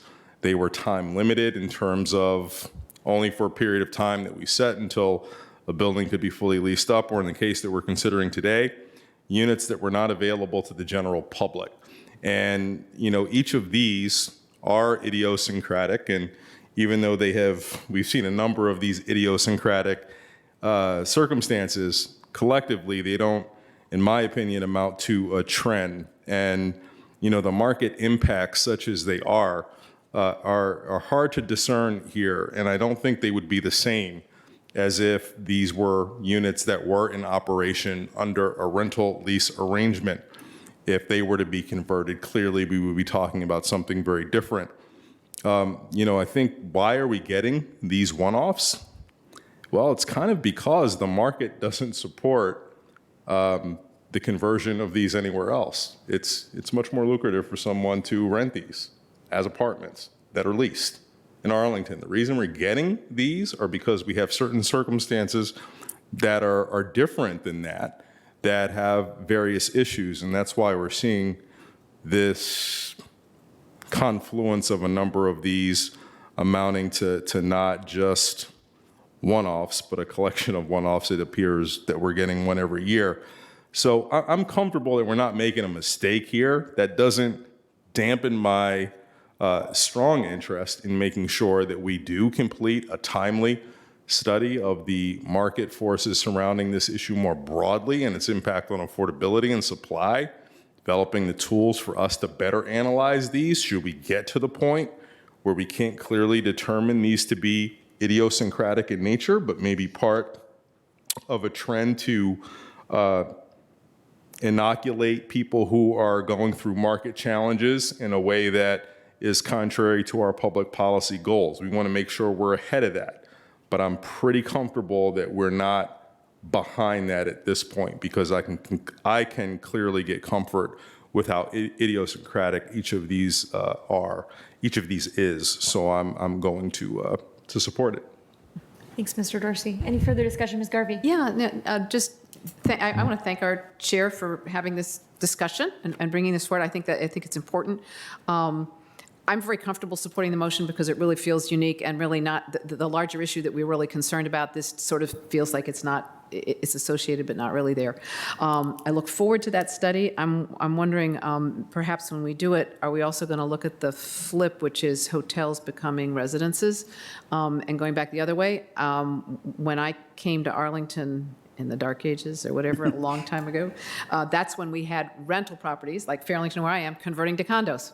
And that was a movement. So things go back and forth. I think a good study to kind of help us get our sort of a real structure, not only a structured way to think about how we do this, but what's really going on, I think will be very useful. So thank you, Madam Chair, for the discussion, for all my colleagues that were all pushing on this study. I think you've picked up that we'd like to do the study. I think we've made that message clear, and also made it clear that this is a unique situation.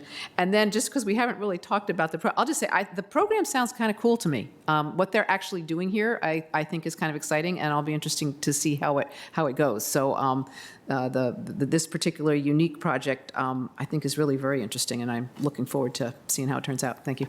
Thanks, Ms. Garvey. Mr. DeFranti? I certainly won't oppose a study. My concerns are a little bit more, they are related to the staff report. I'm glad that we pulled this item. I felt, as I indicated, that it's a massive amount of work, and I'm not seeking to be tenured or harsh. I just felt a little bit as though there are pieces, a couple of paragraphs where I felt like it was the conclusion was there, and we were writing to reach the conclusion. And so, that may sound a bit pedantic, but I like to preserve the ability to reach the conclusion sometimes. And so that's what led to the initial questions. And I'm not looking back, I'm looking forward. I do feel as though the one-off point, I think, is well made. I'm willing to support, mindful. I mean, the Planning Commission's reasoning with respect to educational purposes had some sway with me, and I'm mindful of the circumstances raised by the university as well, but also ultimately willing to support, just hoping that going forward we'll have a careful approach. Thanks. Thanks. And Mr. Karantonis? Thank you, Madam Chair. I wish I would have a reason to be really enthusiastically for it and be convinced, but I'm not. And this begins, first and foremost, with somewhere where we didn't start, and I feel really very strong about. Actually, I love Marymount, and I think the world of the intention to actually use that as a teaching hotel. I mean, if this was the innovation here, I would have wished to have more details on that. And I say that because I've been, as a customer, as a very interested customer in teaching hotels run by universities, and it is an amazing thing. Actually, it creates a completely different level of hospitality. It trains people in all trades, including the MBA level, and it's really a boost forward. I found in this proposal here lack of definition about that, and I hope that we will hear more and more positive things about that. The second thing I was a little bit, disappointed, and I still don't know how to interpret that, is the fact that the student housing has not succeeded in a place that we see a significant addition of higher education institution and coming even more, right? More Georges. So George Mason is building a new facility. So, the applicant has explained why this didn't work, and we didn't delve more into this discussion, but that it didn't materialize, the initial business model of this. And then there is, of course, the huge constraint of the financial deal that was behind the acquisition of the building in the first place. And then there is one thing that brings me over the threshold to support the motion. It is the belief that Ballston needs this right now. The Ballston is the weakest market that we have. It has. I side with the opinion that says this is a good location for a smaller hotel. 133 up to 133 is not exactly the small hotel, but it's in a good location. It will work nice with economic development prospects in Ballston, and I want to be supportive of that. That said, yes, it's really important to get this study done so that we have a good structured approach to this, Mr. Fossarelli, and I hope that we can accelerate that. Thank you. Thank you. Agreed. All right. Unless there is any further discussion, I think we're ready for a vote on Mr. Dorsey's motion. All those in favor, please say aye. Aye. Aye. Any opposed? Okay, that carries unanimously. Congratulations to Marymount, and we look forward to continuing this conversation, I hope, in context of a study and not in context of another application for conversion. All right, I believe our next item pulled, well, let me turn to our clerk to call it, please. Sure. Item number 9 is use permit U2732923. Is a use permit review for live entertainment at Roadside Grill, located at 1836 Wilson Boulevard. Thanks very much. Mr. Manager, I believe we have a staff presentation on this. Thank you, Madam Chair. We have a short verbal presentation by Kevin Lamb from CPHD, and we also have available Samantha Bryan, who's with the Police Department with the Arlington Restaurant Initiative. So over to you, Mr. Lamb. Thanks so much. Good evening, board members. I'm Kevin Lamb, and I'm the Planning Division lead for this item. And today I do have a brief verbal presentation. So this is a 5-year use permit review for live entertainment at Roadside Grill, located at the corner of Wilson Boulevard and North Road Street. Originally approved in 1992, the use permit allows for live entertainment in the evening, 7 days a week. So the applicant currently hosts live acoustic acts within the permitted hours on Fridays and Saturdays. Zoning and IC observed no violations of the zoning ordinance, use permit conditions, or building code during their inspections. In addition, police and Virginia ABC have no issues. The staff reached out to the Radnor Fort Myers Heights Civic Association and members of the Colonial Village Condominium Board, which sits across the street, who expressed no objections to the live entertainment use. However, during staff review, a resident of the Colonial Village condos did express concerns about noise from live entertainment, amplified sound, and patrons in the restaurant's outdoor seating area. Staff did share these concerns with the applicant and encourage any residents to report noise concerns to the police department. So by calling the non-emergency police number, as standard practice, an officer will investigate the reported noise violation and notify zoning and code enforcement accordingly. Therefore, staff recommends renewal with an administrative review in 3 years and a county board review in 5 years, which will allow opportunities for staff, the community, and the county board to continue to assess the restaurant's live entertainment operations. So that concludes my presentation. I'm also joined by Samantha Bryan, who's the Police Department Restaurant and Nightlife Liaison, and are happy to answer any questions. And my understanding is the applicant is also joining us in the meeting and wants to say a few words. Thank you so much, Mr. Lim. Mr. Lubar, is that right? Yes, that's correct.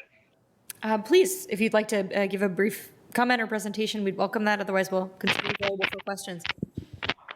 Well, the only thing I would add to Kevin's presentation is that I'm unaware of any violations or concerns from my neighbors over the past 5 years. We've always tried to be good neighbors to everyone in the adjacent area, and if anyone ever has any concerns, we're always available via email or phone call, or you can just walk across the street and tell us that something's going on, and we can address the situation right away. But in the past 5 years, since the last time this has been up to the board, I'm not aware of any time that we've gotten any sort of noise violations. Obviously, during the pandemic, things were a little different, and there were more people sitting outside than there were in 2019. But as we've seen in the past couple of weeks, things kind of seem to be getting back into a more normal business rhythm. But as far as we are concerned, it's a much different situation that I heard some of the residents in Clarendon were concerned about earlier, about a restaurant going back into the Whitlow's space. We're a neighborhood restaurant. We have live music on the weekends, acoustic music to increase the ambiance of the inside of the restaurant, not the outside of the restaurant. And, in my opinion, it's actually not as loud as if we were just playing house music or, having radio. So, I'm willing to take any questions from the board, but I think we've had an exemplary record over the past 5 years of keeping our neighbors happy, as well as being able to conduct business the way we wanted to. So that's all I have to say about that. Thank you so much, Mr. Lubar. All right, I believe the conversation is now with the board. I am going to propose, I think, I do appreciate that the individual, the neighbor who came in to speak with us. I think this set of circumstances around Roadside Grill are different enough from our next item that I think it makes sense to move through this item, begin with a motion, potentially move through relatively quickly, and then move into a broader conversation with Ms. Brian in particular from police in context of the application for a new live entertainment permit, Be Live and Cocoa Bees. So with that, I'm going to turn to Mr. DeFranti. Sure. Thank you, Madam Chair. I move that we renew the use permit for live entertainment at Roadside Grill, subject to all previously approved conditions, with an administrative review in 3 years, March 2025, and a county board review in 5 years, March 2027. That's the county manager's recommendation. Is there a second? Second.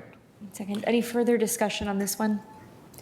Okay. Mr. Karantonis, did you? No. Okay. Well, I did. Oh, please. Would you like to speak to your motion? Just very briefly, two thoughts with respect to Mr. Donohue's points. One is, I actually, reading the conditions, I do think he asked that that some of the items be put into conditions, and I believe actually reading that some of what he requested is in conditions, condition 5 in particular, okay. And then beyond that, I think the comments of the police track. So I'm comfortable moving forward. Thank you. And actually, that does remind me, I'm speaking of the specificity of Mr. Donohue's comments. He had specifically mentioned concerns about music being turned up or amplified after the hours expire at 2 a.m. Ms. Brian, could you just tell us, that would be, I imagine, an appropriate opportunity for him to call the non-emergency line to file a complaint if he's hearing loud music, amplified music after 2 a.m. at 3 a.m., as he mentioned? Yes. Yep. Okay, so we would urge him to make use of that and do appreciate him coming in. Okay, Mr. Dorsey, any comments? Thank you, Madam Chair. Just happy to support the motion. One person, even though this only generated one person to bring their concerns to us, we should be mindful that there are probably others who have been impacted or may feel similarly. So I don't want numbers to dismiss Mr. Donohue's concerns. And Mr. DeFranti, thank you for pointing out condition 5, one of a dozen or more conditions that are attached to this effort. I would just encourage staff to make sure that Mr. Lubar is fully aware of and in compliance with those conditions, because any deviations from those conditions is likely to result in a lot of community upset. And another thing that I think is very much informing this and the next item that we'll hear, things are different than they were before. People are home more. They're impacted by things that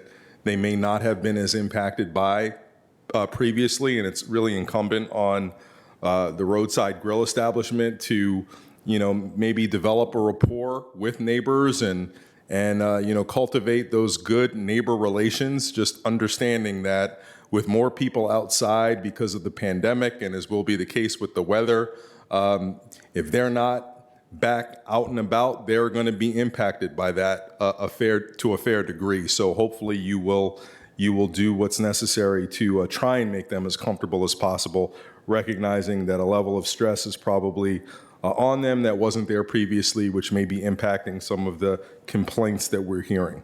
Thank you.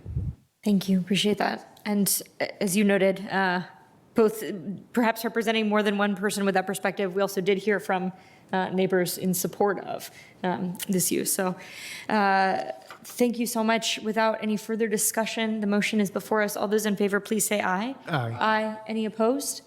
Okay, that carries unanimously. Thank you. Madam Clerk, would you call our next item?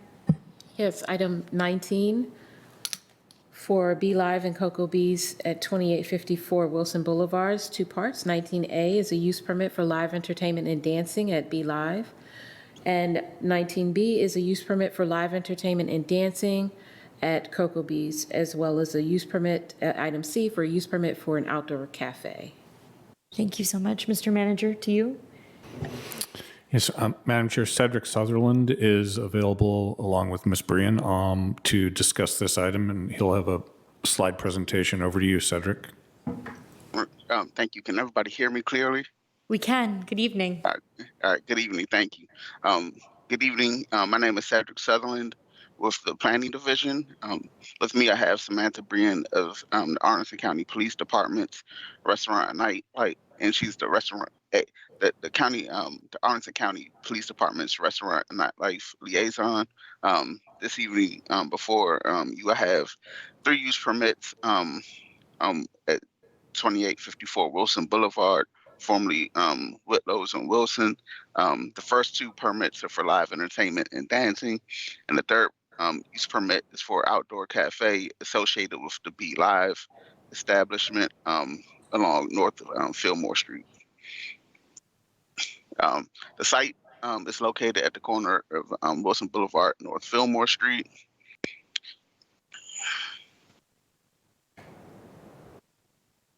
The site is approximately 10,908 square feet and is comprised of a 1-story commercial building previously operated as a restaurant with a rooftop bar and outdoor patio. The property is zoned C3 General Commercial District. The use will be retained as a restaurant, which is permitted by right. The proposed live entertainment, dancing, and outdoor cafe are subject to a special exception use permit. The site was previously operated, again, as a restaurant, which was for Whitlow's on Wilson, with use permits for live entertainment and dancing, as well as the outdoor cafe along North Fillmore Street. The applicant is proposing to split the building into 2 restaurant concepts, and each restaurant will have their own use permit. That will be Be Live and Cocoa Bees. The applicant initially proposed to operate the live entertainment uses to 1 a.m. Monday through Wednesdays and to 2 a.m. Thursdays to Saturday and to 12 a.m. on Sundays. And with their proposed live entertainment, they're proposing solo and group ensembles, DJs, and dancing.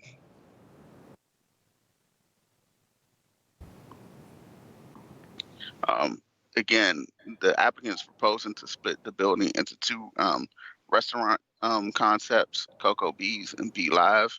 The Be Live restaurant will operate on the western side of the building at the corner of Wilson Boulevard and North Fillmore, and will include the outdoor cafe with up to 48 seats, subject to the approval of item C. The performance area will be located towards the front of the building and in the green, is consistent with the previous Whitlow's location for their performance area for live entertainment.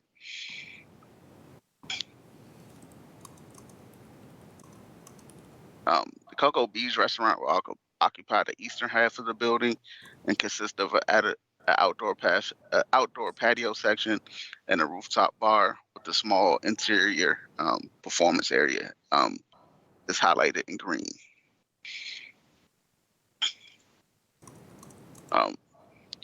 Staff reviewed the hours of live entertainment for the surrounding establishments.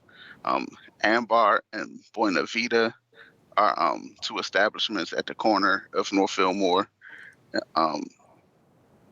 in Wilson Boulevard. They're under common ownership, and they have live entertainment operations until 12 a.m. on weekdays and on weekends to 11:30 a.m. and Sundays typically to 11 p.m. Wilson Hardware operates Sundays to Thursdays to 12:30 a.m. and on Fridays to Saturdays to 2 a.m. Mexicali Blues operates Sunday to Thursday, 7 p.m. to 7 p.m. and also Fridays to Saturdays to 12:30 a.m.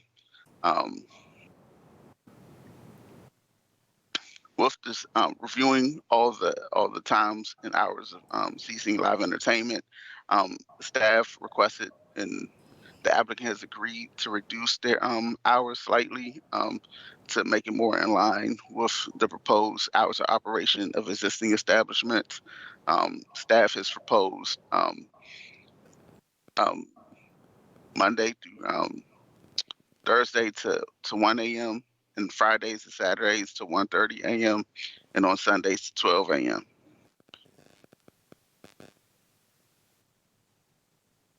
Additionally, again, the applicant is proposing an outdoor cafe within a public right-of-way for up to 48 seats along the North Fillmore frontage of the building. Staff is proposing standard condition language for our outdoor cafes, which includes for this particular request up to 48 seats, and also maintaining a 6-foot clear with sidewalk clear width. In terms of public engagement, this restaurant falls within the Clarendon Courthouse Civic Association, and they stated no objection to this use. The Lion Village Citizens Association, which is directly across the street, has no objection to the outdoor cafe, but objects to the proposed hours of operation, and proposes Sunday through Thursday that live entertainment ceases at 11 p.m. and on Fridays to Saturdays at Fridays and Saturdays to 12 a.m.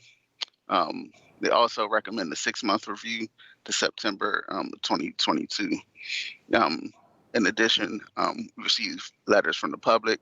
Most of the people who spoke early, they object to the proposed hours of operation with concerns of noise from the establishment, patrons' activities in the neighborhood after hours, and recommends the same hours as proposed by the Citizens Association.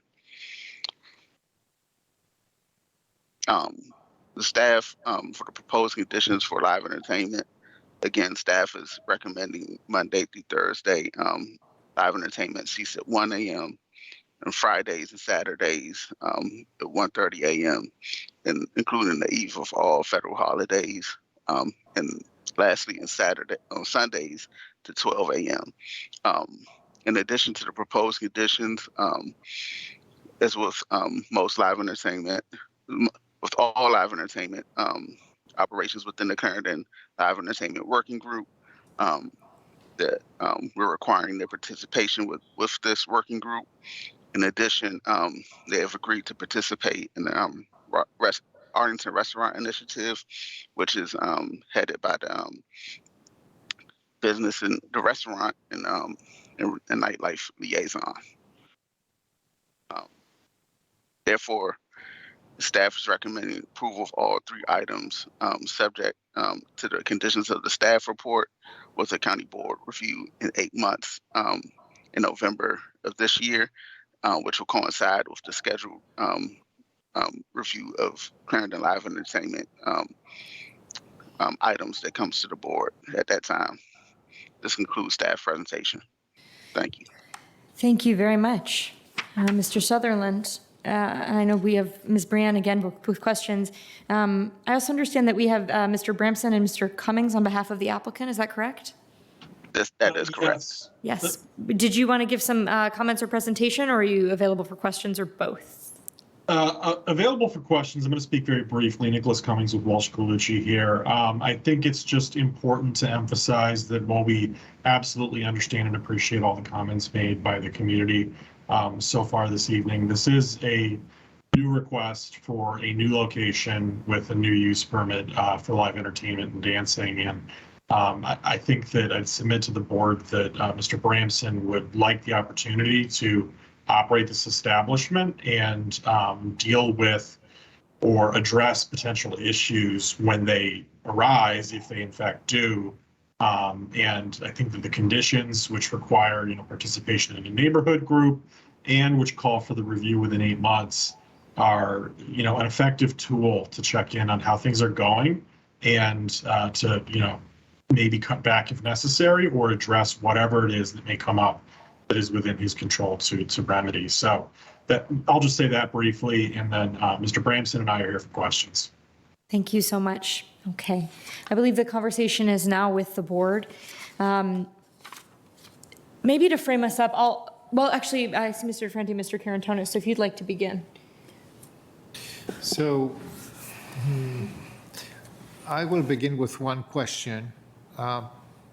Madam Chair, I could also move the item just for purpose of discussion. It's fine, yeah. Okay, I will move the item for the purpose of discussion. I will add the question on top of that. Great. Okay. So I'm moving the county manager's recommendation in this case to approve the use permit for live entertainment and dancing and B Live, capital B Live, subject to the proposed conditions of the staff report and with a county board review in 8 months, that is in November 2022. B, approve the use permit for live entertainment and dancing, Cocoa Bees, subject to the proposed conditions of the staff report and with a county board review in 8 months, November 2022. In addition, C, approve the use permit for an outdoor cafe, Be Live, for up to 48 seats, subject to the proposed conditions of the staff report and with a county board review in 8 months, that is in November 2022. And here is my first question. We may need a second for that. Oh, yeah, I need a second for this. Thank you. Been seconded, please. But please, you have a second. Okay, so but the first question is I understand that this is a completely new operation, so it is not related to Whitlow's on Wilson. So does Mr. Branson run any other business here in Arlington, or what kind of experience do we have with Mr. Branson? I think that would be a question for our staff. Yeah. To my knowledge, Mr. Bramson operates Clarendon Pop-Up, which was renewed by the county board in December of this last year. In addition, I believe he operates Zalat. You can correct me if I'm wrong, and I'm not aware of any other restaurants that he operates within the county. This is Mike Ramson, and also Pamplona. Pamplona. Can you repeat that because I didn't understand? Pamplona. Okay. Thank you. And the second part of the question is what is the experience that we've had? I don't know, maybe if CPHD has a feedback or if Ms. Brianne has a feedback in terms of whether those restaurants have participated, for example, in the Arlington Restaurant Initiative. Ms. Brianne here. Just a little context behind my position. I am a civilian. I'm not a uniformed police officer. So any questions pertaining to laws or police practices in that way, I might not be able to answer, but we can follow up with that. Regarding their participation in the Arlington Restaurant Initiative, Pamplona is accredited in the Arlington Restaurant Initiative.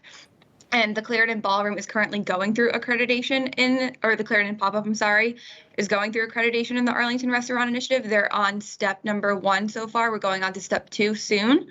But they participate in the security trainings almost every time we have security trainings, and also anytime that we have restaurant employee trainings, I send it out to their staff so they can come as well. And the pop-up has asked for a training for their establishment in the next couple of months. Thank you. Mr. Carantonis, did you have follow-up? No, we can go around. Great, thank you. I saw Mr. DeFrenti first and then Ms. Garvey. Thank you, Madam Chair. So the 8-month review is helpful. Mindful that these are 2 different establishments. I'm trying to, maybe Mr. Sutherland, you would know, do these times roughly track the experience with the prior occupant of this space? The previous occupant of the space, when they was originally approved in 1995, they had hours up to 12 a.m. But because the operation community fee. Mr. Sutherland, you're going in and out there. Could you repeat that, please? Yes, I said that originally when the previous establishment was approved in 1995, they had hours up to 2 a.m. In the intervening years, those hours could curtailed back due to their due to their due to complaints from neighbors, their inability to mitigate sound from the establishment to, I believe, 12 a.m. But that came after years and years of trying to work with them to remedy their sound impacts on the neighborhood. Additionally, I think that issue is what preceded the CLEG's formation in 2002, along with other bars and restaurants that were coming online at that time. And so since then, we've seen a lot of participation with the restaurants in the area. Previously, the CLEG held 4 meetings a year. Several years ago, that was whittled down to 2 because a lot of those concerns and things were whittled down through the participation in the CLEG with neighbors, residents, restaurateurs, staff. We were able to get together and talk about issues that happen around the neighborhood and resolve those. Thank you, Mr. Sullivan. And the timing for the Thursday, Friday, Saturday was, do you know that offhand? Was that also 1:30 or 2 a.m. or do you happen to know? I believe that that was 2 a.m. originally, and then I believe it became the 12 a.m. After years of consternation with the community and the board. They finally had the hours reduced. Thank you very much. I just have another quick question, which is for Ms. Bream. I really appreciate you coming on board, and I don't know that this is a specific, Mr. Dorsey, Vice Chairman Dorsey raised the question of this being a new moment and the next 8 months being a key time when people are likely to come out and go out more. Just wondered if you had any brief thoughts about both the opportunity and the challenge over the next few months as if we continue the positive trend with respect to COVID. Seems like a big moment for the initiative. I will say, I believe the next couple of months coming up, especially with the warm weather, will bring more patrons out to the Clarendon and as well as other nightlife areas in Arlington, like Crystal City. People want to sit outside. They want to be outside. They want to go outside, which is what we've seen in the past as well when it comes to the spring and summer, which I think it's an opportunity to be able to train the staff and get them up to the training. When COVID hit, it really took a damper in our training in the Arlington Restaurant Initiative and the accreditation process. We went to online training, but I don't think it's as great as in-person training. We have other county departments that come out. We have Arlington Addiction Recovery Initiative that gives Narcan training. We have the Virginia Hospital Center and the fire department that comes out and gives hands-to-heart CPR training. And we also have Victim Witness of the Commonwealth Attorney's Office that comes out and gives bar bystander training, as well as other training that our police department give out. So with the upcoming spring and summer months, I perceive that we'll be doing a lot more training, but we'll also see more patrons coming out to the area. Great. Thank you, Madam Chair, for allowing me just to make that point. And it's just super important what you're doing because domestic violence, folks who have had too much, just grateful for what you're doing. And I think I'll associate myself with the point made by Mr. Cummings in the next 8 months being critical. Thanks. Thanks, Ms. Garvey. Thank you. I have one quick question, I think, and one a little bit longer, if I might. First question for, I guess, our staff. Why not 6 months review rather than 9?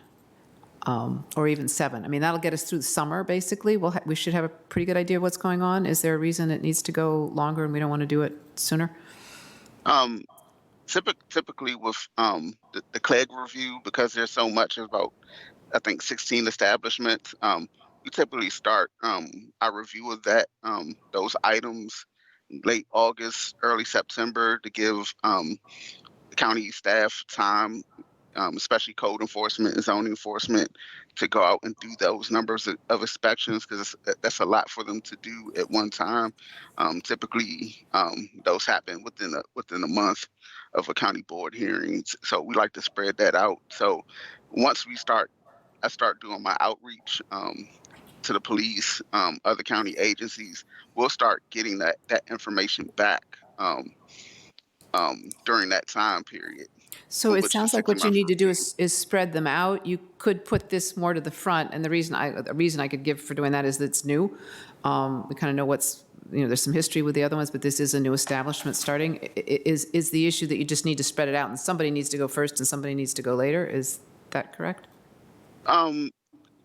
No, we typically review them as a group, and then what will happen is we'll hear this in September, and then it'll come back in November because it's a part of the Clarendon Live Entertainment Group. So to use staff times judiciously, staff thought it was wise that we just keep it at the November meeting, and it allows us time, especially in the lead up to the review. If we hear something back from the police, we can start to address it. Additionally, we have our CLEG meetings twice a year, once in May and typically in November. And so we have time to address those items. Okay, I'm still kind of wondering if maybe we might move it up. But and then the other question is for Mr. Sutherland, or maybe probably Mr. Sutherland, for you. Have you looked at the acoustics of that building? One of the things, I was looking at the picture, I'm somewhat familiar with that location, and I'm familiar. Noise is a funny thing, and it really could be. I can see how that particular establishment might end up actually acting sort of as a megaphone into the neighborhood where others might not, because they've got the blocking. Was any consideration given to differences in acoustics that might happen with that particular building? From my knowledge, the applicant is using some of the same sound attenuation measures that Whitlow's has had, and continue, and also enhancing some of those measures, including putting a curtain up in front of the large windows to block sound from coming out. Additionally, all of the music from the live entertainment is contained within the building. In terms of one of the citizens point to sound reflecting back off of the neighboring building.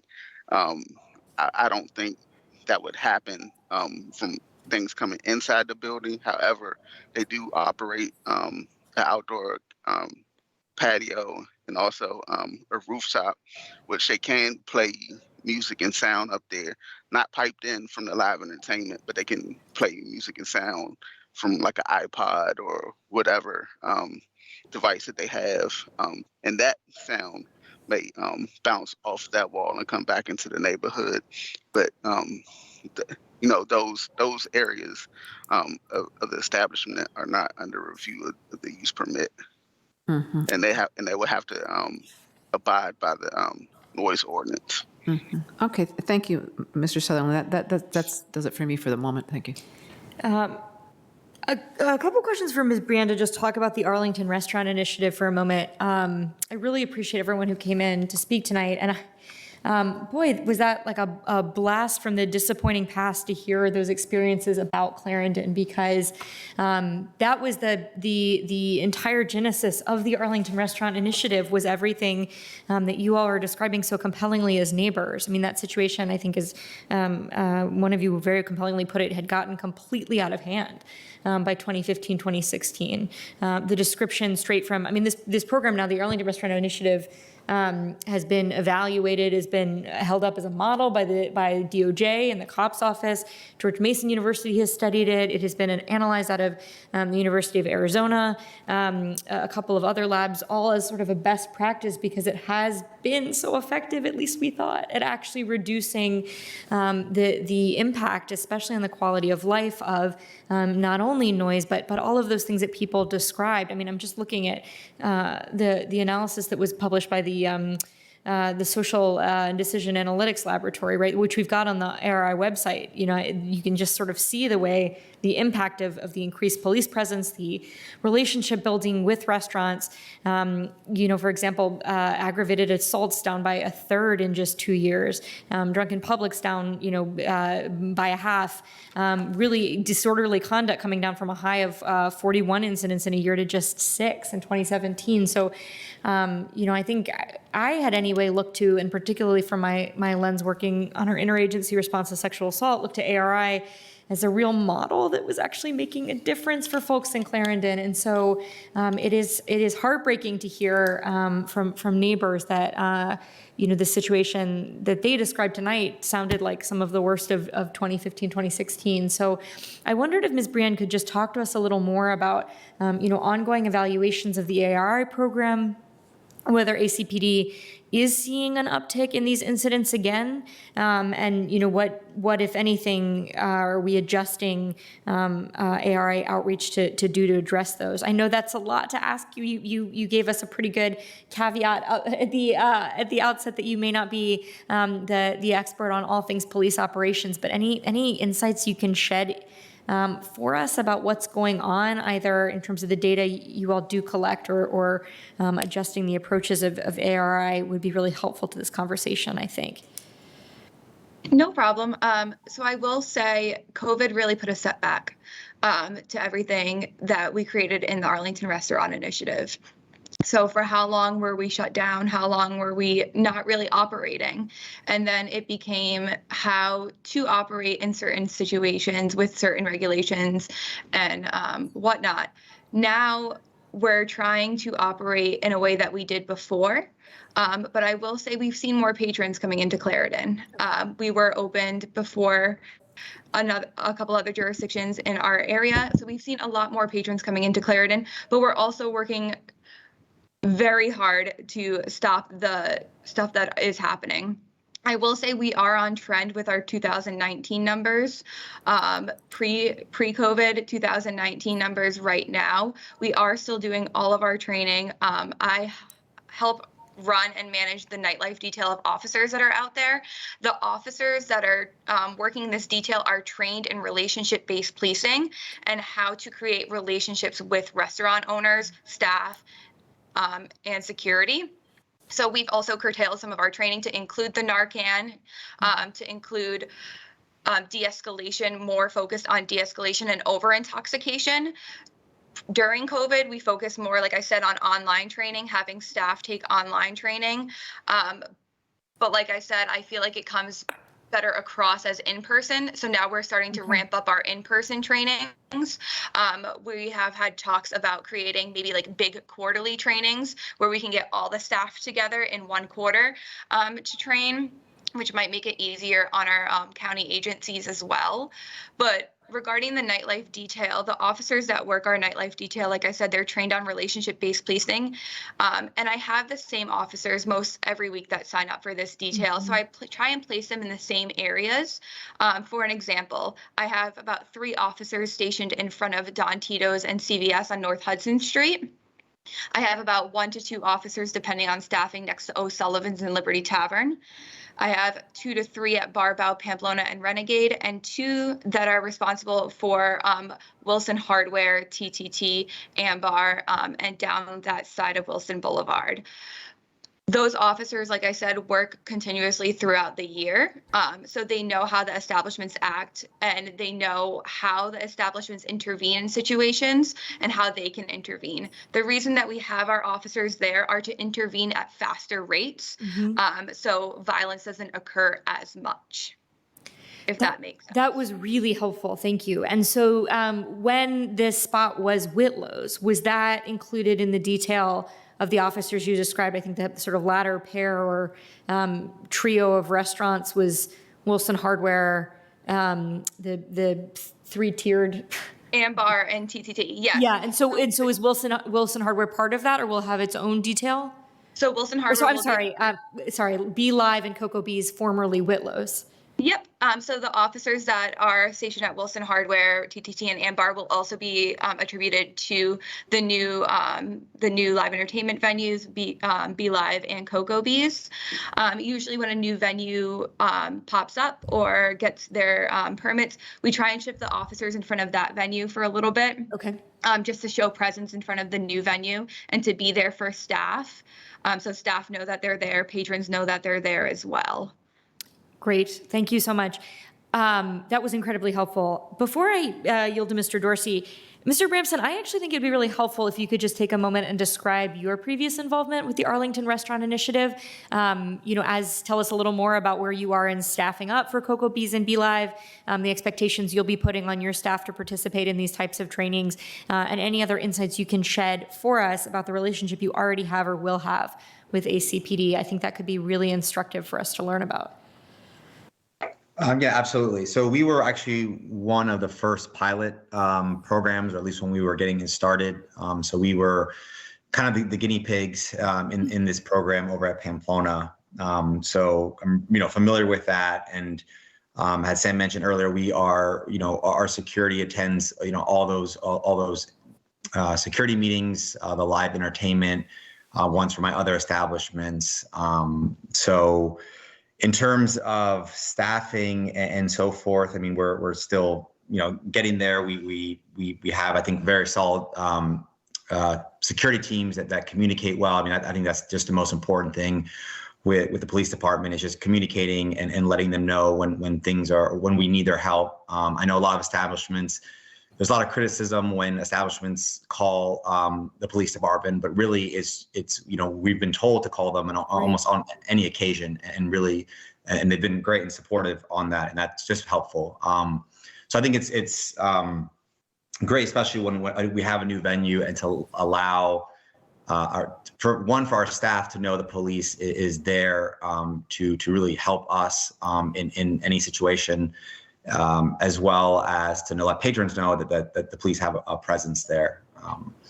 So, I mean, I don't expect Be Live to necessarily be this rowdy bar that everyone's kind of making us out to be, and I don't blame anyone. I think it's kind of just the way Whitlow's, I think everyone's still thinking that this Whitlow's establishment, and we're not as, even though we're the same size as Whitlow's, we're two separate concepts. So if you have to think about it, it's two separate restaurants and bars. And one thing I did want to bring up is the fact that we are taking steps to mitigate the music really. So one of the things that we've done, aside from adding double-sided curtains for soundproofing, we've added panels, soundproofing or dampening panels throughout the entire ceiling. So when the sound bounces, it kind of gets trapped in the ceiling and doesn't skyrocket and go into, bounce off and go out into the neighborhood. All the speakers are facing away from the windows into the venue, into the sound dampening panels on the ceiling. The curtain was, just extra precaution that we took. We're putting some more panels into the vestibule. So, when we open the door, the sound's not going straight out like other venues. So there is that extra layer of protection. And in addition to that, we are, called Be Live, and we do have live music, but we are open, we are planning on opening for lunch, brunch, happy hour, and a dinner crowd. And then music is a part of our experience, but it's not constant and it's not all the time. So, we'll be open more hours and we're actually playing music. So I kind of wanted to give just a reassurance to the community that we're not just a nightlife place that we're opening up at 10 o'clock at night. We're open, throughout the day, and we want to be this neighborhood establishment. Thanks, Mr. Bramson. Mr. Dorsey? Thank you, Madam Chair. So I think I'm just ready to make a concluding comment, may weave in a question there, but we'll see. I appreciate and I'm happy to support the motion. The operators of this establishment have a right to be evaluated on their own merits, not based on the sins of a prior owner or their prior perceptions of a community. So I'm happy to give them that chance, but certainly there is the benefit of knowing the history that the applicant is aware of. So hopefully they will be proactive in addressing all potential issues and known pain points that exist within the community. I do have some larger concerns, though, about this effort, and not really with ARI. I think, all the things that we heard from neighbors can also stand as truth, with ARI being an overall very successful program. We talked about before, the period of the initial pandemic that lasted well over a year provided a respite for a lot of people from quality of life issues. And even as things emerge, and even if they only go back to what they were before, that can be a huge shock to people who went a year plus with relative peace and solitude. So all those things can be true. It requires that everybody bring to it a level of care and sensitivity and up their game. And the responsibility also falls on us. So Mr. Schwartz, I guess I would somewhat direct a request to you that we figure out how to work with Chief Penn on staffing and coordination, just to really make sure we're truly being responsive here, especially as we're reemerging. One of the reports that we heard from the residents, which pains me, given our earlier manager report, which outlined helpfully what to do if you have violations of, for example, noise. Well, some people seem to suggest they did that, and we're being told, yeah, it sucks, but we're not going to do anything about that. That can't happen. Like, if we're going to tell people what to do, we've got to be able to do something if they follow through with their end of the bargain. Again, don't know if that's a perspective that I misinterpreted or what, but we just want to make sure as we're going to this period that we are able to be responsive to the greatest extent that we can. And I hope that the CLEG likewise is able to really reconvene on a dime and make sure they're following this stuff in real time, and that we have the commitment of the applicant to doing what's ever necessary to not only be a good neighbor, but to address any things that may be identified by neighbors that they can reasonably contribute to improving.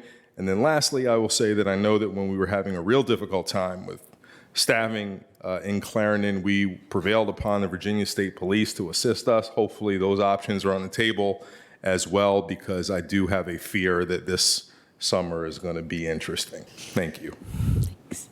Okay, Mr. Karantonis, and concluding thoughts? Yeah, we'll also have some closing remarks on this. Besides the Arlington Restaurant Initiative is one of the best innovations that we've had. This really made Clarendon a very, very viable, also very high value place because it is coordinated through the Restaurant Initiative. There is also another piece of that, which is the Clarendon Live Entertainment Working Group, to which the applicant is committing to participate. And I would really like to see that working group getting up and growing to the task of this resetting of Clarendon. And now that, at least the most problematic part of the pandemic seems to be behind us. So I'm confident that the new owner appreciates the excellent location, makes the most out of that, and one part of that is to actually do that with in good neighbors, in good neighborhood. I do think that 8 months is an appropriate time to review that. It's an entire season. September, I wouldn't be reluctant. I wouldn't have anything against the 6-month review, but I think 8 months is appropriate. This is a larger operation. It's a full season, and we will have a complete image picture of how it went. And I'm sure that the neighborhood will be looking at that also very, very, very carefully. So. And always good to know that the board reserves the ability to bring things back up on our own motion if it turns out to be a bigger problem in shorter time. Ms. Garvey and then Mr. DeFranchi. Sure, thank you. Well, I'll support the motion. I'm going to take Mr. Wegman up on his invitation to come and listen. In fact, I think I'll have my aide, just, I think I saw everybody was still listening, reach out. And I'm going to try and go, I think, early in the season and late, and actually do twice to sort of see how it goes.